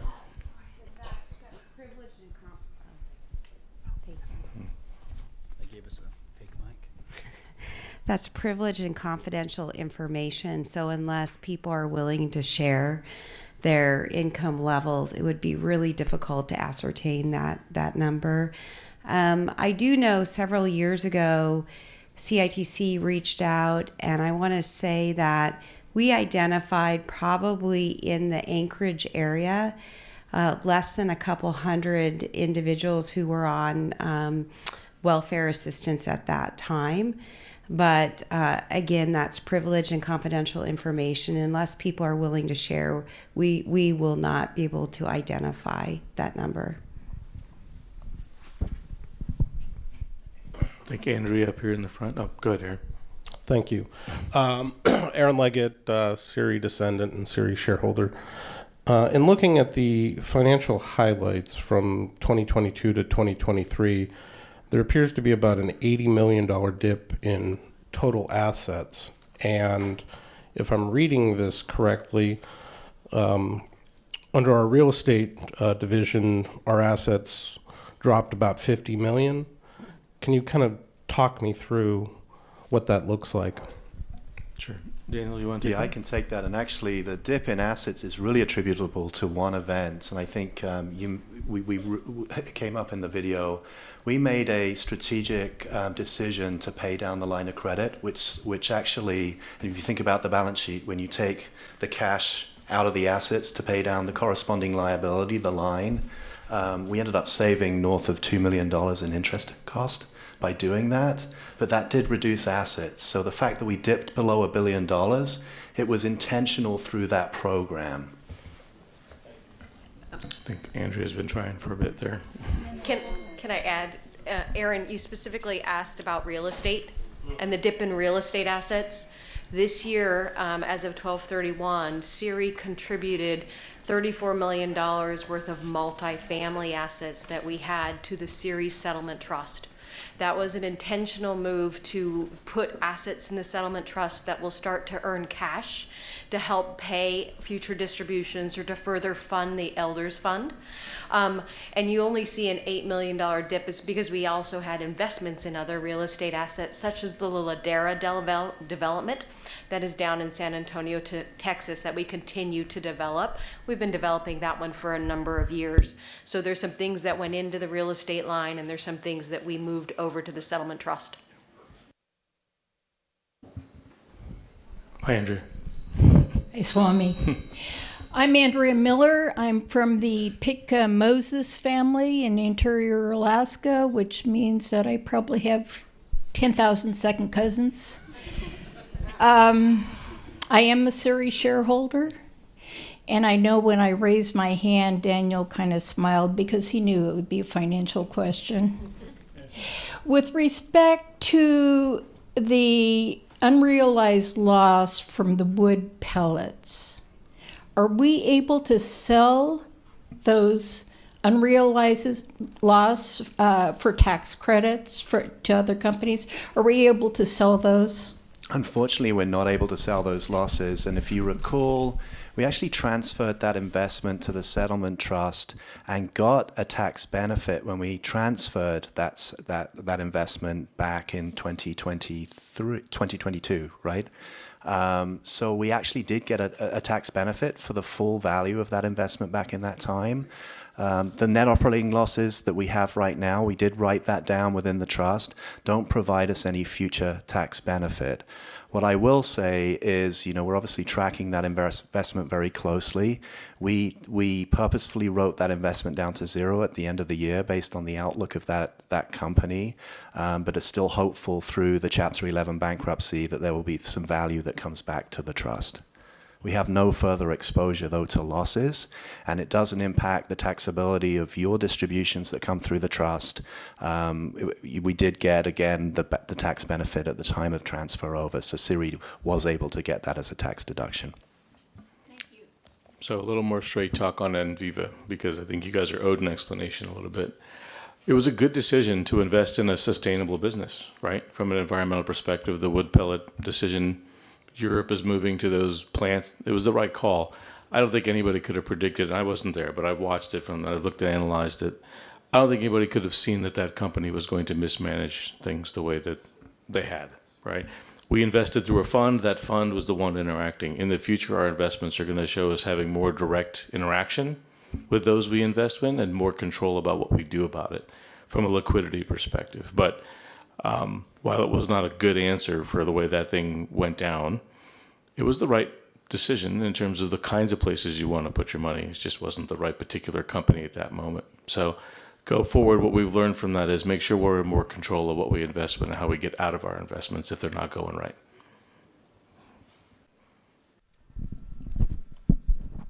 Hello there. My name is Timothy Powell, and I'm also a CIRI shareholder. Twice I've tried to get a job over at the Alaska Native Medical Center, once as a medical assistant and second as a phlebotomist.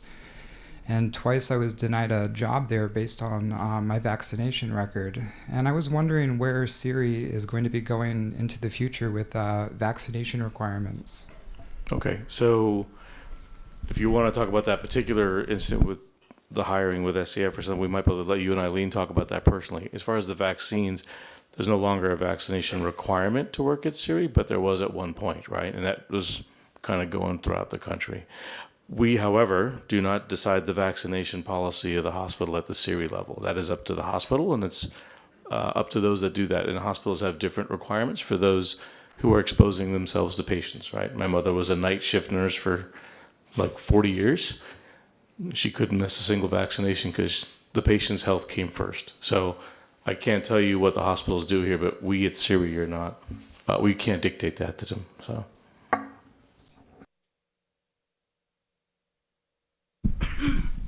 Yes, my name is Harvey Belts. I'm an original shareholder. I have just a few questions. Okay, at the time when CIRI originally first started, that was December 1871, I believe. And at the time, how many original shareholders were there? And number two, how many total shareholders do we have today? And number three, how many original shareholders are left? Because there were 6,300 original shareholders when that happened. There's about 9,394 total shareholders now.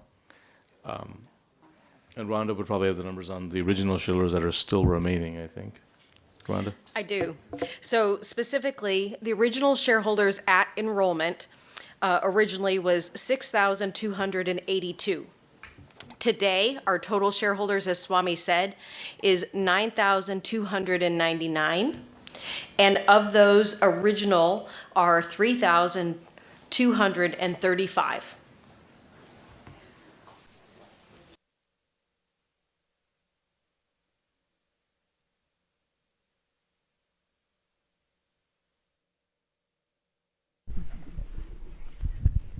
Hi, my name is Jean Hoffman, original shareholder. I just recently lost my dad, and I applied for assistance for his burial, and I was declined because we got assistance from another corporation, and it's very embarrassing to know that we're from original shareholders from CIRI not being helped to get burial assistance. And I want to know, what are you going to do about getting assistance for us?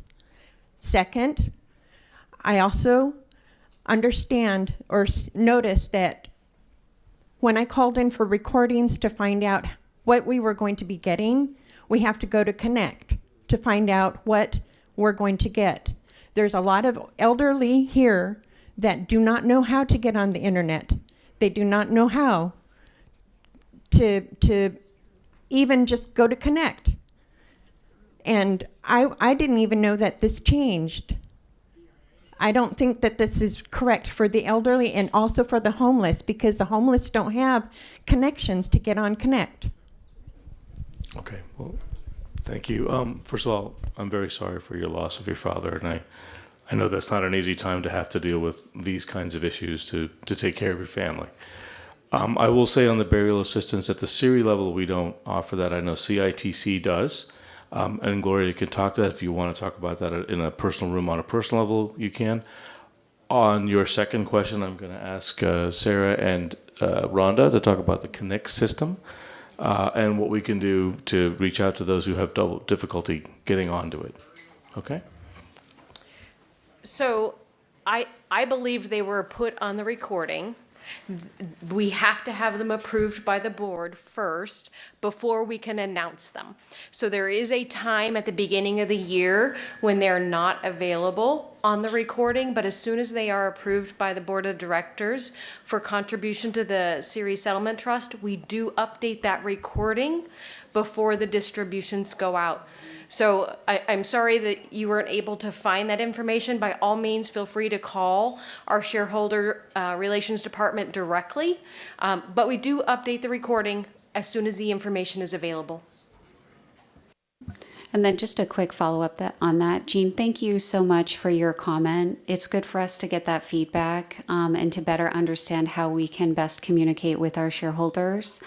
And just know that we are working on new ways to enhance our communication. We'll be rolling out some new initiatives this year, and we'll certainly take your comment under advisement as we explore those new ways of communicating. Koyana? In the meantime, I think Gloria will be happy to sit down with you and try and help you with the burial assistance question if you like one-on-one.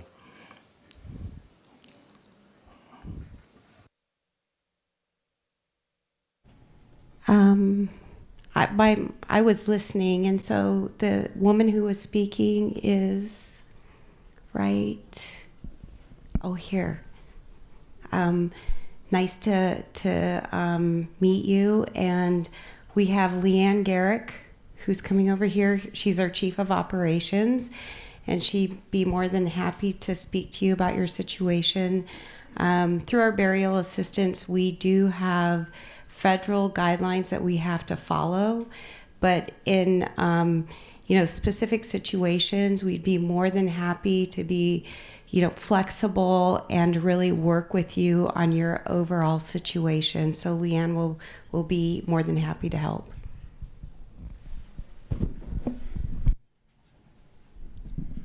Hello, my name is Mark Willis Nelson. I'm an original shareholder.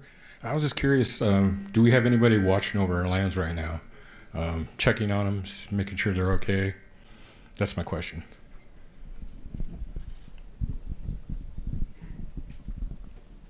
Okay, sorry, thank you. So we do have right now Stephanie is watching over the lands and real estate while we hire a new vice president of lands and real estate.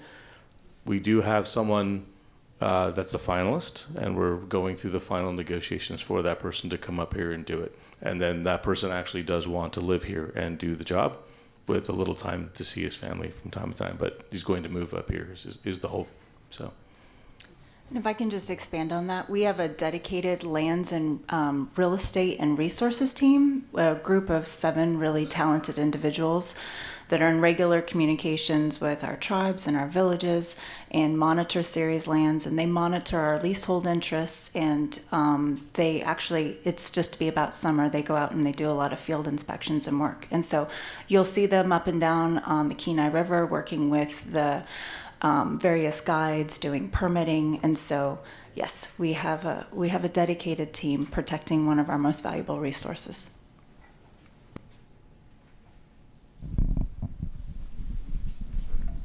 Hi, Tony. Yeah, hello. My name is Tony Joe Andrew. I'm an original shareholder. I first came to a CIRI meeting when I was in high school with my mother.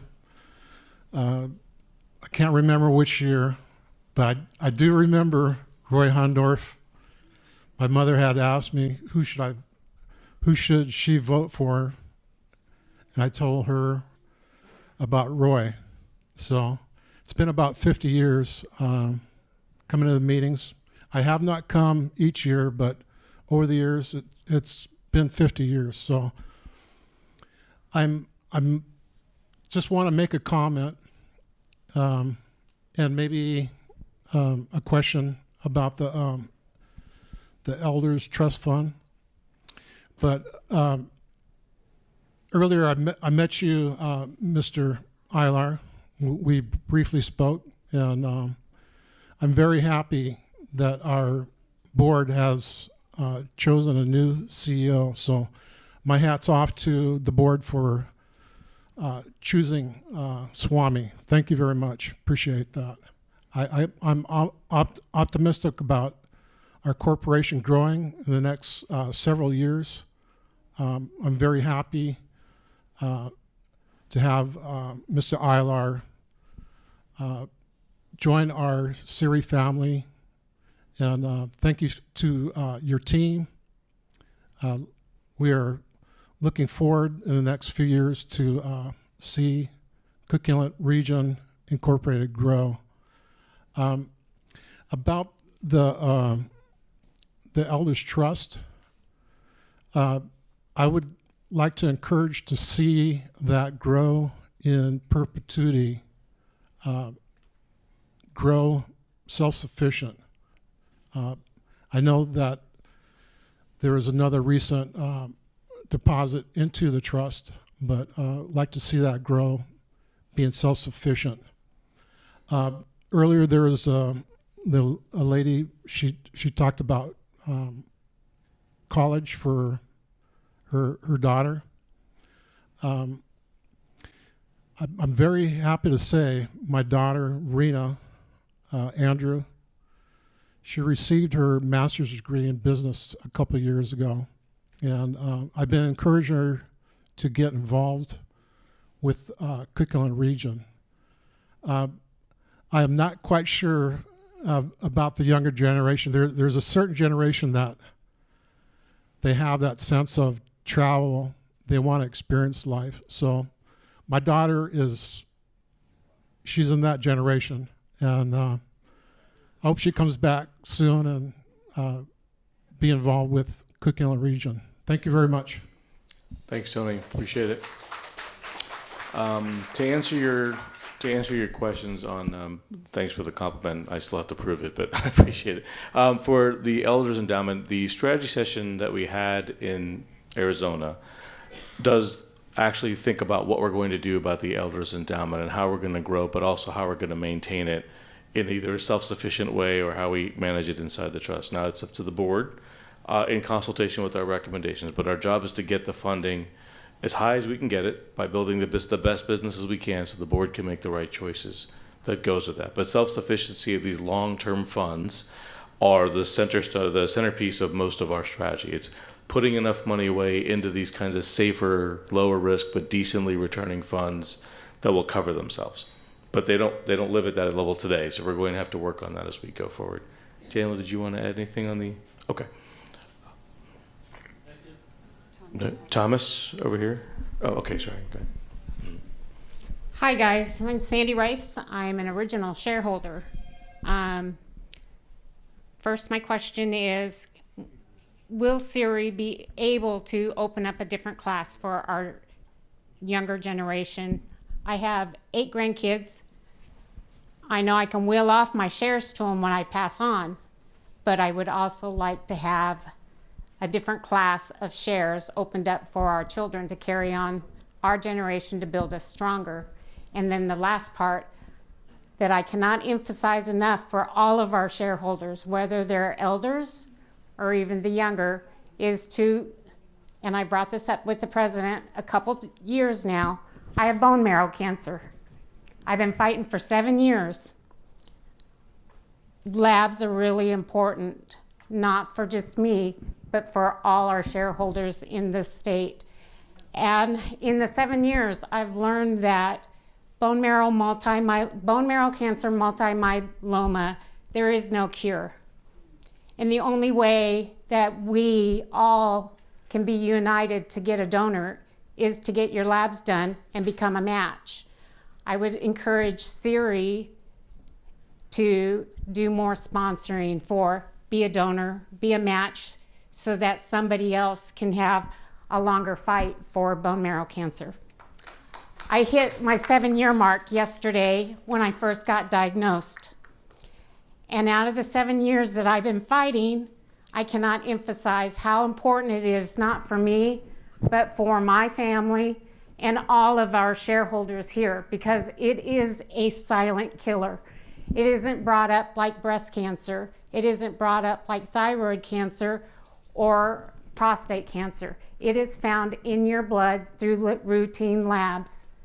If I was diagnosed early on, my cancer would have been in a smoldering stage and I would not be doing chemo every day.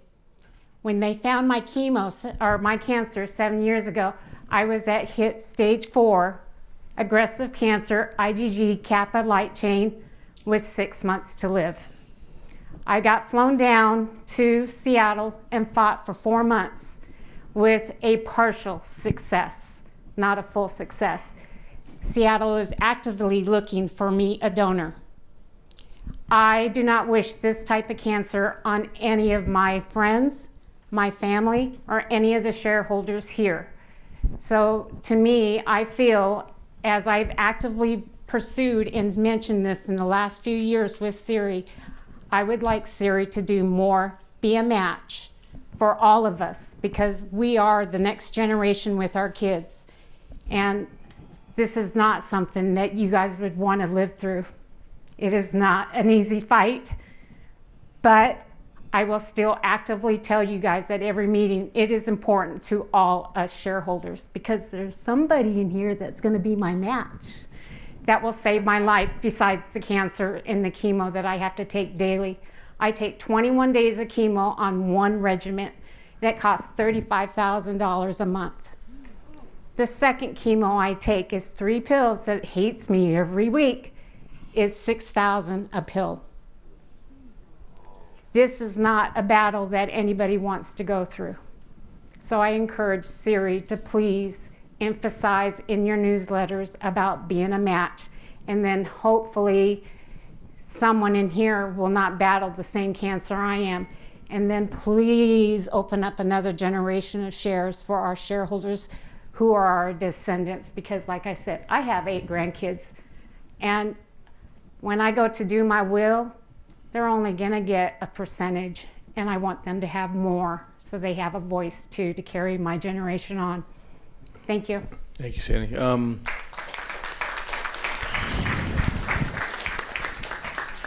I've lost 2 people close to me because of bone cancer. I lost a little brother, and I lost a good friend just 2 months ago who served with me in the Air Force. So I can only empathize what it looks like to watch someone go through that. I have no problem with us committing toward a campaign to get people to try and come out and type match. When you can save someone you care about, or even someone you don't know, it's a big deal. So I'm with you, okay? In terms of the opening of shares, that is at the purview of the board. So I'm going to let Doug Pfeiffer, our chair, answer that particular question, and I'll do what I'm told once you all figure it out. How about that? Well, thank you for the question. And first of all, that important message, thank you. And I think from everybody in this room, keep on fighting. You are a wonderful message for everyone. So thank you.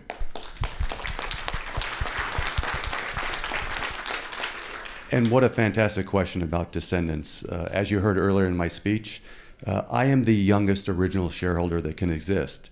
And at 52, not exactly a spring chicken, I'm okay, but I'm getting up there. So I hear you loud and clear on descendants. As I referenced my own daughter in my speech, I look to her and my other children, my grandchildren, and beyond. And how do we fix that? I don't have an easy answer at this point, but your board consistently looks at that. At our retreat, we looked at it on different ways that we could implement exactly what you're talking about. If you look at some of our sister corporations, such as Alaska and others, they have various ways. We're studying all of those ways to see what might work for CIRI moving forward. We have the ability of the trust now, which gives us another opportunity to look at that. Keep in mind, the shareholders will vote on if we allow descendants to come into our corporation. While I'm a big fan of this, it's ultimately up to you, the shareholder. What I need to do is bring a proposal with our board to shareholders that you can vote for and bring our next generations into this company. As of now, like I said earlier, please gift. Your board's consistently working on that. But until we get a resolution that we can bring to you that is voted in by shareholders, I think we would do a disservice by just continually putting up for vote. But keep in mind, before I leave this board, I will have an answer for you. So thank you for the question.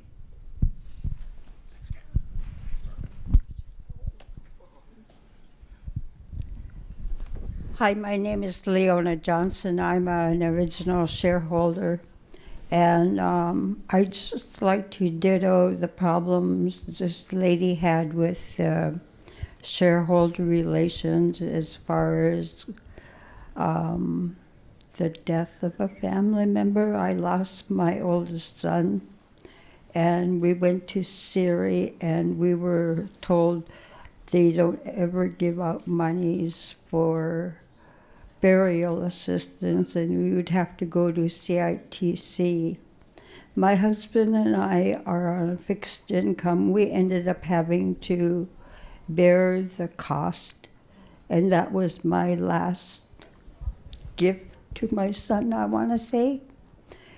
But you know, it's really difficult when we have a multi-million and maybe $1 billion corporation that cannot even help out a little bit with burial assistance out of some kind of slush fund or some kind of fund that I don't know what it would be called. Other corporations help with it, and it makes me feel bad that CIRI says it's all caring and it's for the shareholders and it's for the future, but when it comes to the loss that we feel they can't even give a little bit, and it makes me feel really bad about that. The other thing is getting through to shareholder relations through the phone tree. I will ditto that as well. I used to work at CIRI and we used to have to answer the phone. We did not screen our phone calls. And I cannot believe our corporation doesn't have the monies available for someone in the shareholder relations to answer the phone and then transfer the phones directly. Those are my two things. And going through probate is very difficult. I'm still going through that. So I wish, you know, when we're grieving, I wish our corporation would have a little bit more heart, maybe, and say, we are for the people. Thank you. Thanks, Laura. So let's take the different parts of that question. One, I'm going to have Gloria talk about what CITC does. Then I'm going to ask Sarah to talk about how the board met in Arizona and talked about how we might go about getting burial assistance as part of the strategy going forward from the CIRI level, to answer your question. And then I'll have Rhonda talk about shareholder relations, and I'll make the comment that when we did the strategic offsite in Arizona, I asked for extra personnel, 30 plus people to help us finish and round out our business and our shareholder support going forward, and the board did grant that, and so we're going to find ways to make that better. So I'll let Gloria go first, then Sarah, then we'll go to Rhonda. I'm really sorry for your loss. As somebody who's recently walked through loss of a family member, my heart goes out to you. What I'd like to say about CITC's burial assistance is that we receive that money through the local Bureau of Indian Affairs office, and we serve all Alaska Native and American Indian people. And unfortunately, at times it's on a first service basis. Yes, I don't like that saying, because we want to have it available for all people, but we're given a very limited amount of funding. And what we try to do is we try to stretch that. We've also, in the past, because there's been so much need, is we've created an emergency fund of about $100,000 and we pull into that emergency fund. So if people are not eligible for burial assistance and we have money in that emergency fund, we'll fund you. And Leanne, is it at about $1,200 that we give out per family? And that is according to federal regulations. We would love to partner with CIRI to increase that pot and to make sure that we meet you where you are, and we meet you where you are as you're walking through this, because I know how difficult it is to try to deal with grief and also try to deal with paperwork at the same time while you're grieving. So we'll work hard on leaning in and working with CIRI, and maybe what we can do is expand that pot of money. So relating to the CIRI board and our strategy session, during our March strategy session, our board of directors identified the top benefits that they would like us to work towards being able to provide for our Native people. And we talked through a number of different opportunities and concerns within our shareholder base. And I will tell you that burial assistance was high on that list. And so we are now, as a staff, looking at what are the burial assistance programs that are currently out there, what are our sister Alaska Native corporations able to provide for their Native people, how are they structuring those programs, and then we'll come back to our board of directors with some options going forward to really look at as a team as we build out what our long-term plan looks like in benefits to our Native people. Rhonda? First, thank you for your comment, and I apologize that you've had that experience not being able to reach somebody directly. We do have a front desk staff who try to answer your calls as soon as they come in the door, and they are here today, and they have heard your comments, and the rest of the team does strive to answer the phones as quickly as we can. I apologize you've had that experience. I'll go back and talk to the team and find out if there's anything else that we can do to improve that and to make sure that you get to talk to an individual. It is our intent to answer the call. We do staff our front desk for that very purpose, is to answer the calls as quickly as we can when they come in. So thank you for your comment. We'll talk to the team and try to do our very best. Okay, I think, Thomas, did you?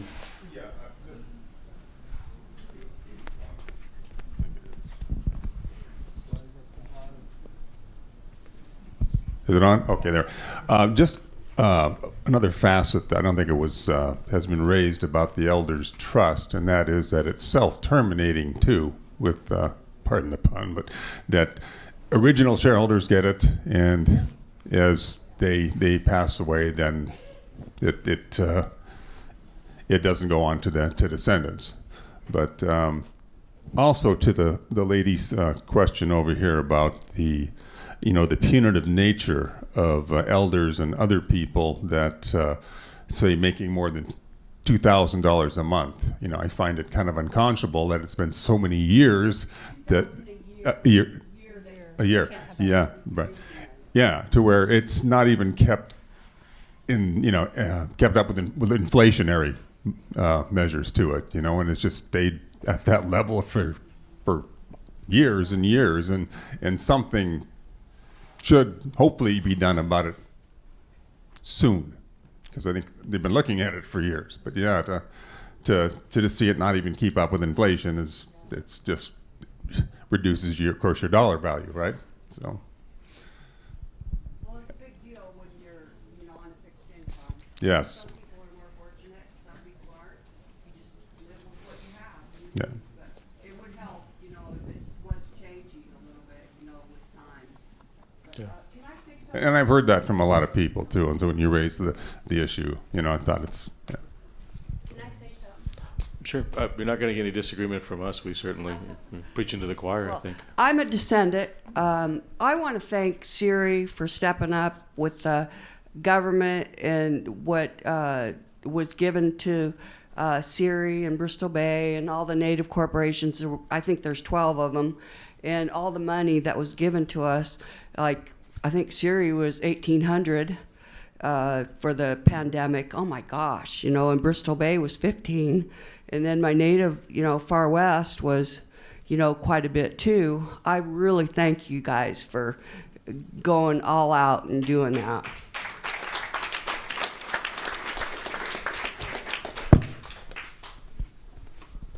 Hi, my name is Rebecca Chij, and I'm an original shareholder. And this is a question maybe for the finance team, I'm not sure.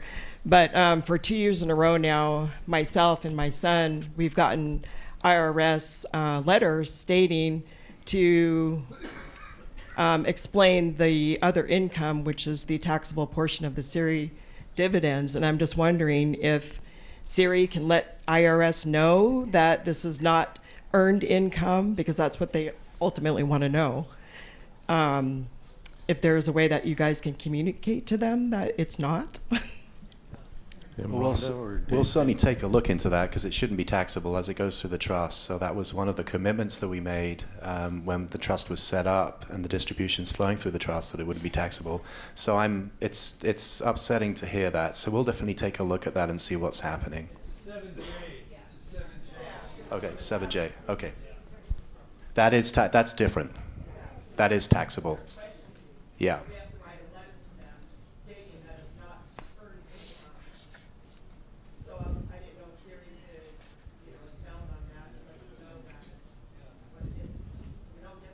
Okay. Okay.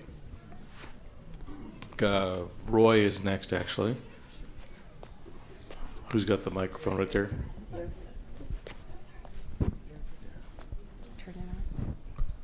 Yes, thank you. My name is Roy Hundorf. I'm a shareholder at CIRI. I had a quick question.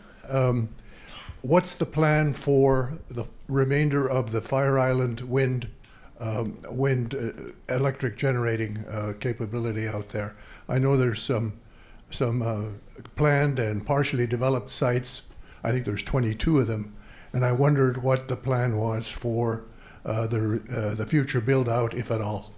So as I'm coming into this and I'm starting to understand and deeply learn about the portfolio and who's interested in what different programs that we work with, I'm still assessing Fire Island and what's the right strategy going forward on that one. I've had discussions with the board about the best use of our liquidity and our assets. So I haven't made a decision yet, and I haven't discussed one with the board for final disposition.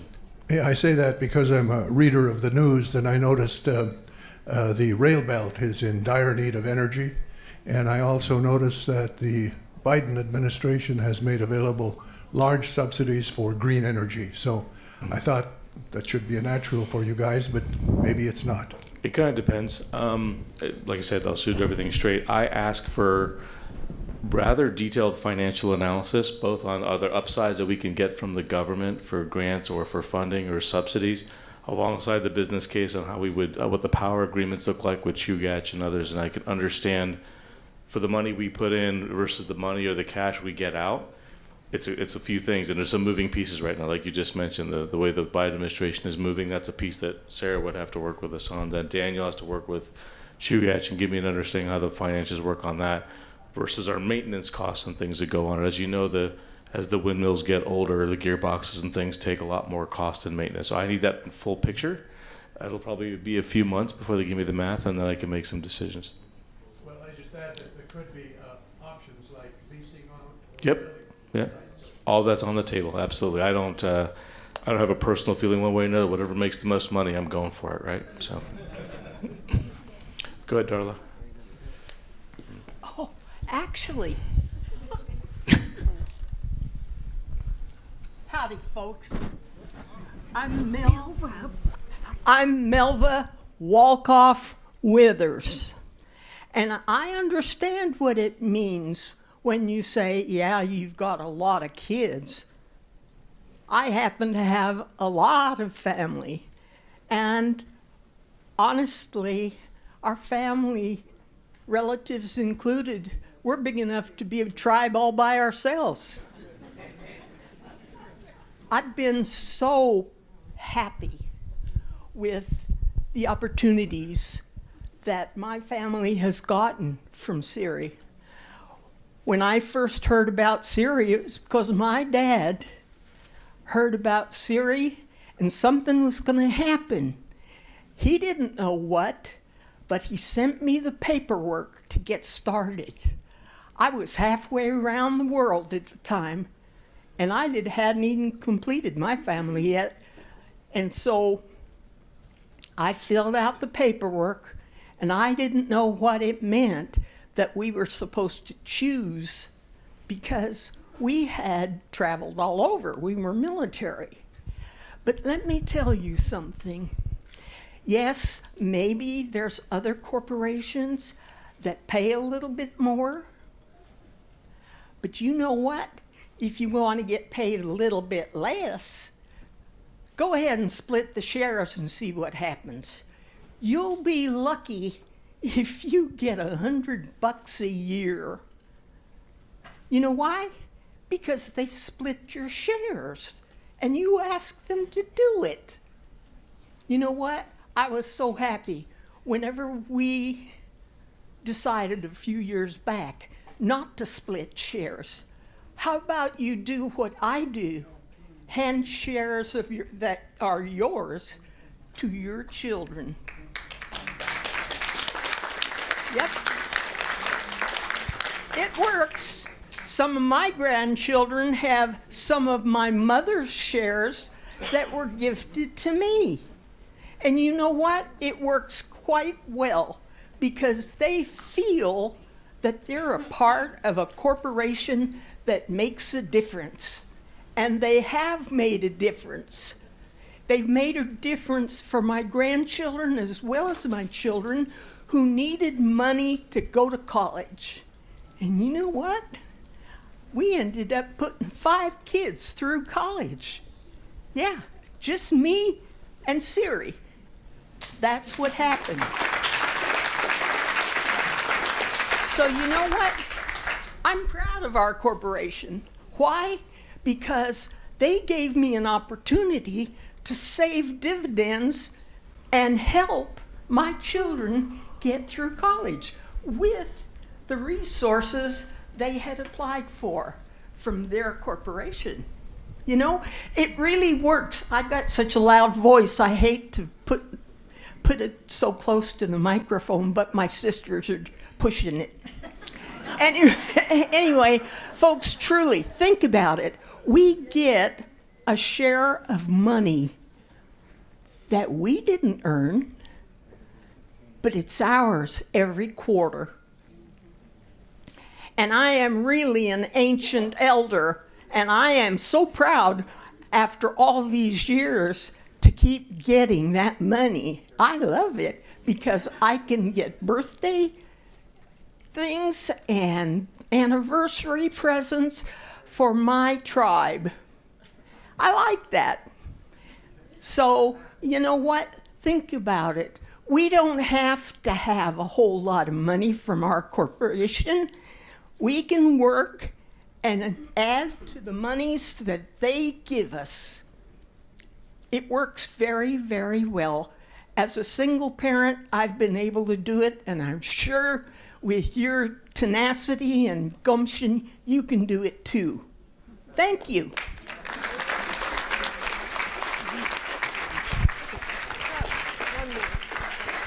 Thank you, Melva. I appreciate it. That's Good amazing. afternoon. My name is Jerry, and I'm an original shareholder. And CIRI invested in me. I graduated from college at 52. You helped my children. Thank you.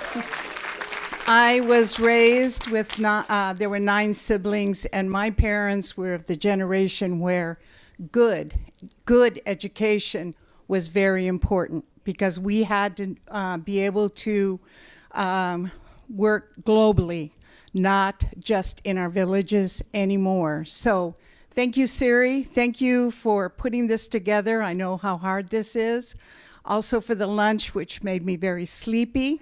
I thank you for the birthday cards, and I thank you for the dividends. And I also want to say that I don't want to see the dividends split either, but in my own family, I have a corporation, but I need your help because I know the family dynamics. I know what money can do to a family.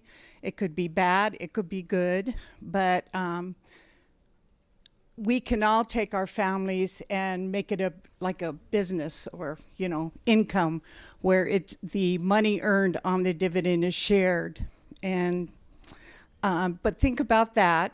But I also want to know, I rounded off the figure, you have 30,000 shareholders.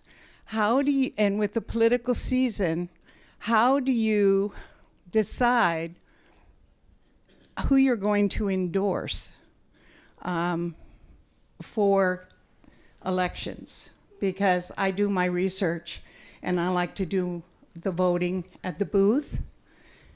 And I just was wondering, again, thank you for today. Thank you. I'll talk to you a little bit about that. Oh, sorry. If you want to applaud, or that's fine. Sorry. Generally, the board makes decisions a bit on their political endorsements. As the CEO of every company I've ever run, I strongly recommend to stay out of the political fight with specific endorsements. And the reason I say that is so many different shareholders, so many different points of view. I don't think we have the right to point in one direction or other, but it's not my call. It does belong to the board. Second, we support anybody in authority in government that moves toward our goals. Getting out the native vote, supporting our social programs, the values on changes to legislation that we would want, growth in our business, the right, sponsoring and putting subsidies in the industries that we're invested in. So we have to have kind of that perspective, right? You can't agree with everybody on everything, or even one person all the time. You're going to have to make your choices. So long as the person is honorable, which I think is important, it's one of our key values, and we can make progress together on a particular issue, then that's my job to make sure CIRI does that. But ultimately, if the CIRI board wants to make an endorsement, then we will. My recommendation is don't. Just do what's right for the company, for the shareholder, as best you can, and not pick fights, because you don't know who's going to come back later one day and be somebody important and hold a grudge. So that's kind of my general perspective on it. Hi, I'm Barbara. I'm a CIRI elder, and I really appreciate CIRI very much because they helped. I have a daughter and a granddaughter that CIRI helped become and get their bachelor's degrees, and I am so proud of them, and thank you. The other thing I was thinking about was the other day somebody asked me, because there are so many homeless people that are dying in the streets, somebody suggested, well, why don't all of the corporations get together and help figure that out? Alaska's been working on that for years, and it's not going on very good. So why is it like you did with the Heritage Center, all the corporations got together and put that together? Why can't the corporations help with the homeless? I think I'll let Gloria and Gabe kind of engage on the homelessness issue and talk about what they're working on, and maybe that'll answer some of the questions. Hi, where's Carol Gore at? Oh, here she is. So, great question on the homeless issue. We have formed a small think tank within our region, which includes various leadership. Carol Gore, who served as the CEO of the Housing Authority and now is on the CIRI board, is a part of that. Cook Inlet Tribal Council is working with our fellow nonprofits, including the Housing Authority, on this issue. One of the things that CITC and our board has said is that let's have a statewide Native conversation around this. So we, through our think tank, we are going to call a meeting of our fellow brothers and sisters who are in leadership across the state. We hope to have that meeting in August of this year, because I do believe that as Native people, we need to have a collective solution, that this issue doesn't belong to one corporation or one set of nonprofits. It belongs to all of us. And so, great point. And yes, we will lean into that conversation, and maybe what we could do is report back out through the CIRI newsletter, just to say, this is where we are, this is what we heard, and this is how we're moving forward. Okay, Dave, did you want to say anything, or are you good? I think Gloria said that. Okay, great. We really have a little bit of time left before we have to get to voting and more door prizes. I'd like to let Susan Anderson, she's been raising her hands, so there she is. Gadashish Hat'a Adi. Welcome. Thanks for coming. Wasatia Tahi'i. How are you? I hope you're all doing well.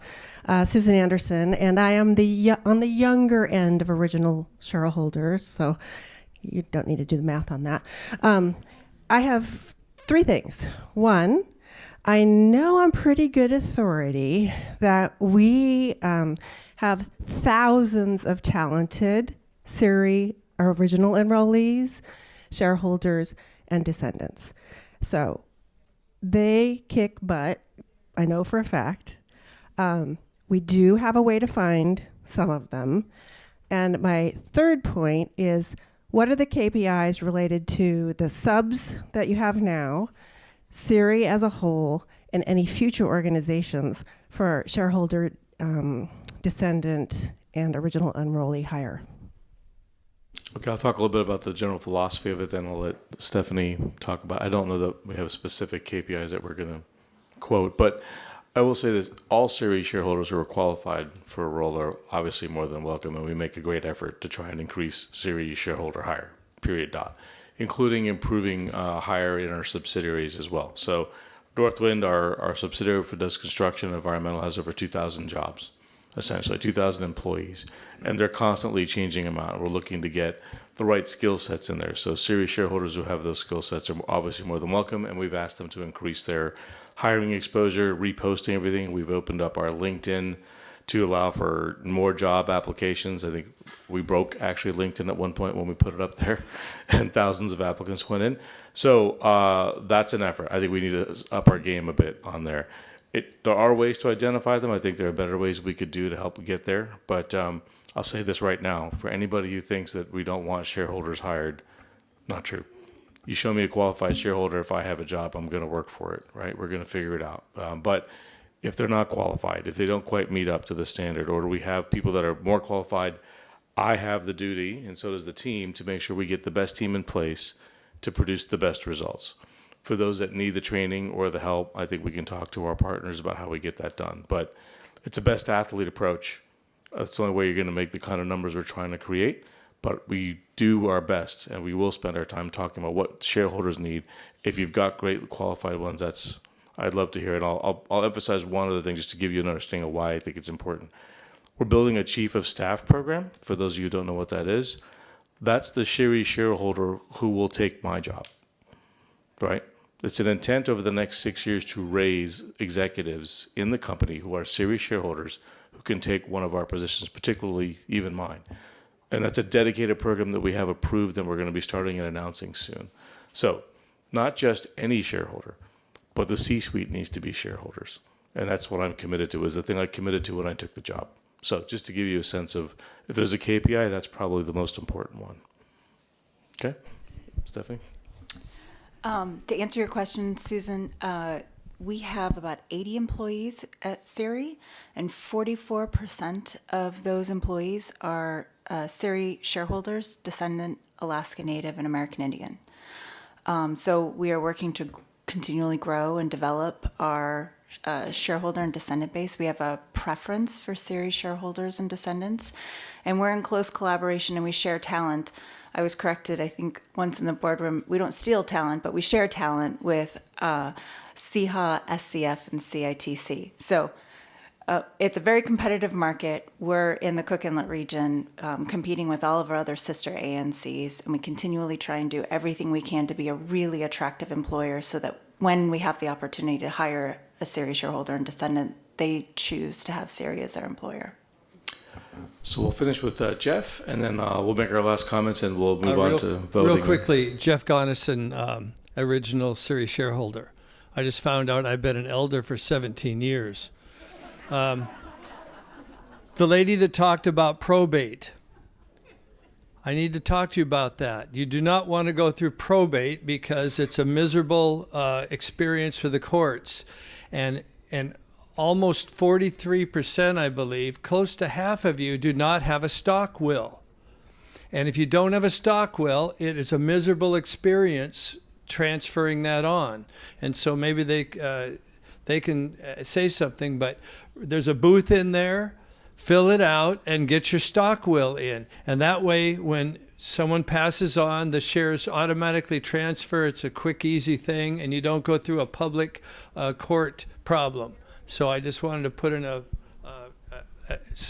post for that. Maybe somebody can comment further. Jeff, I think you did a great job. Our probate team's in the room next door and happy to help anyone update their stock will. Okay, so I'm going to go ahead and conclude the Q&A session. We do have some voting to do. We have door prizes left to do. I want to say thank you so much for giving me the opportunity to be here and to be your CEO. The team and I have had a few months together, and they are an extraordinary group of individuals that are dedicated to the prosperity of your company and your families and your culture. And I think you couldn't really ask for better. So going forward, I'm humbled by what you've asked me to do and how important I think it is to be allowed to do it. I am always available to you. The email to askciriceo.com is there. You can come up to me on the street, in the restaurants, at the hotels, in the grocery stores, wherever I'm wandering around, and you can ask me whatever you like. I'm pretty much living here as a bachelor till my wife comes and gets me, right? So I'm yours. Thank you so much. It's an honor to meet all of you. I look forward to hearing from you more and more. So for that, thank you so much, and I appreciate it. Sarah?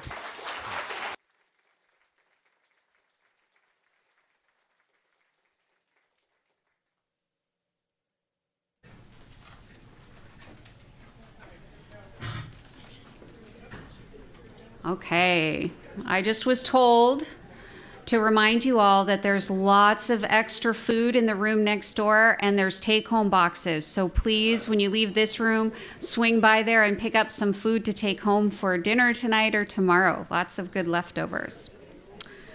So, wanted to say briefly, Koyana, thank you for participating today. It's been so heartwarming to see so many of you taking an active role in your Native corporation. And if you haven't done so already, on your way out, please swing by and shop at the amazing shareholder and descendant artist booths. We also want to remind you to vote your proxy. Shareholders who cast their vote on the deadline date for a particular drawing will be eligible for that drawing and for all subsequent drawings. So if you vote online at vote.ciri.com, you'll be eligible for both the e-vote and early bird door prize or early bird prizes. This year's deadline dates are May 3rd, May 10th, May 17th, and May 21st. And there is $24,000 in prize money to be won. So don't miss out. All right. The other thing we wanted to let you know about is related to the annual meeting. As you know, CIRI rotates its annual meetings between Anchorage, Kenai, and the Pacific Northwest. This year, we hope that you will drive down to Kenai and join us for the annual meeting there, which will be held at Kenai Central High School on Saturday, June 1st. Thank you all so much for attending today. It was wonderful to see you. Please drive safely. Have a great weekend. Thank you. Excellent job. The lady who you're going to invite in from, she's waiting. Yes. She's waiting. Okay.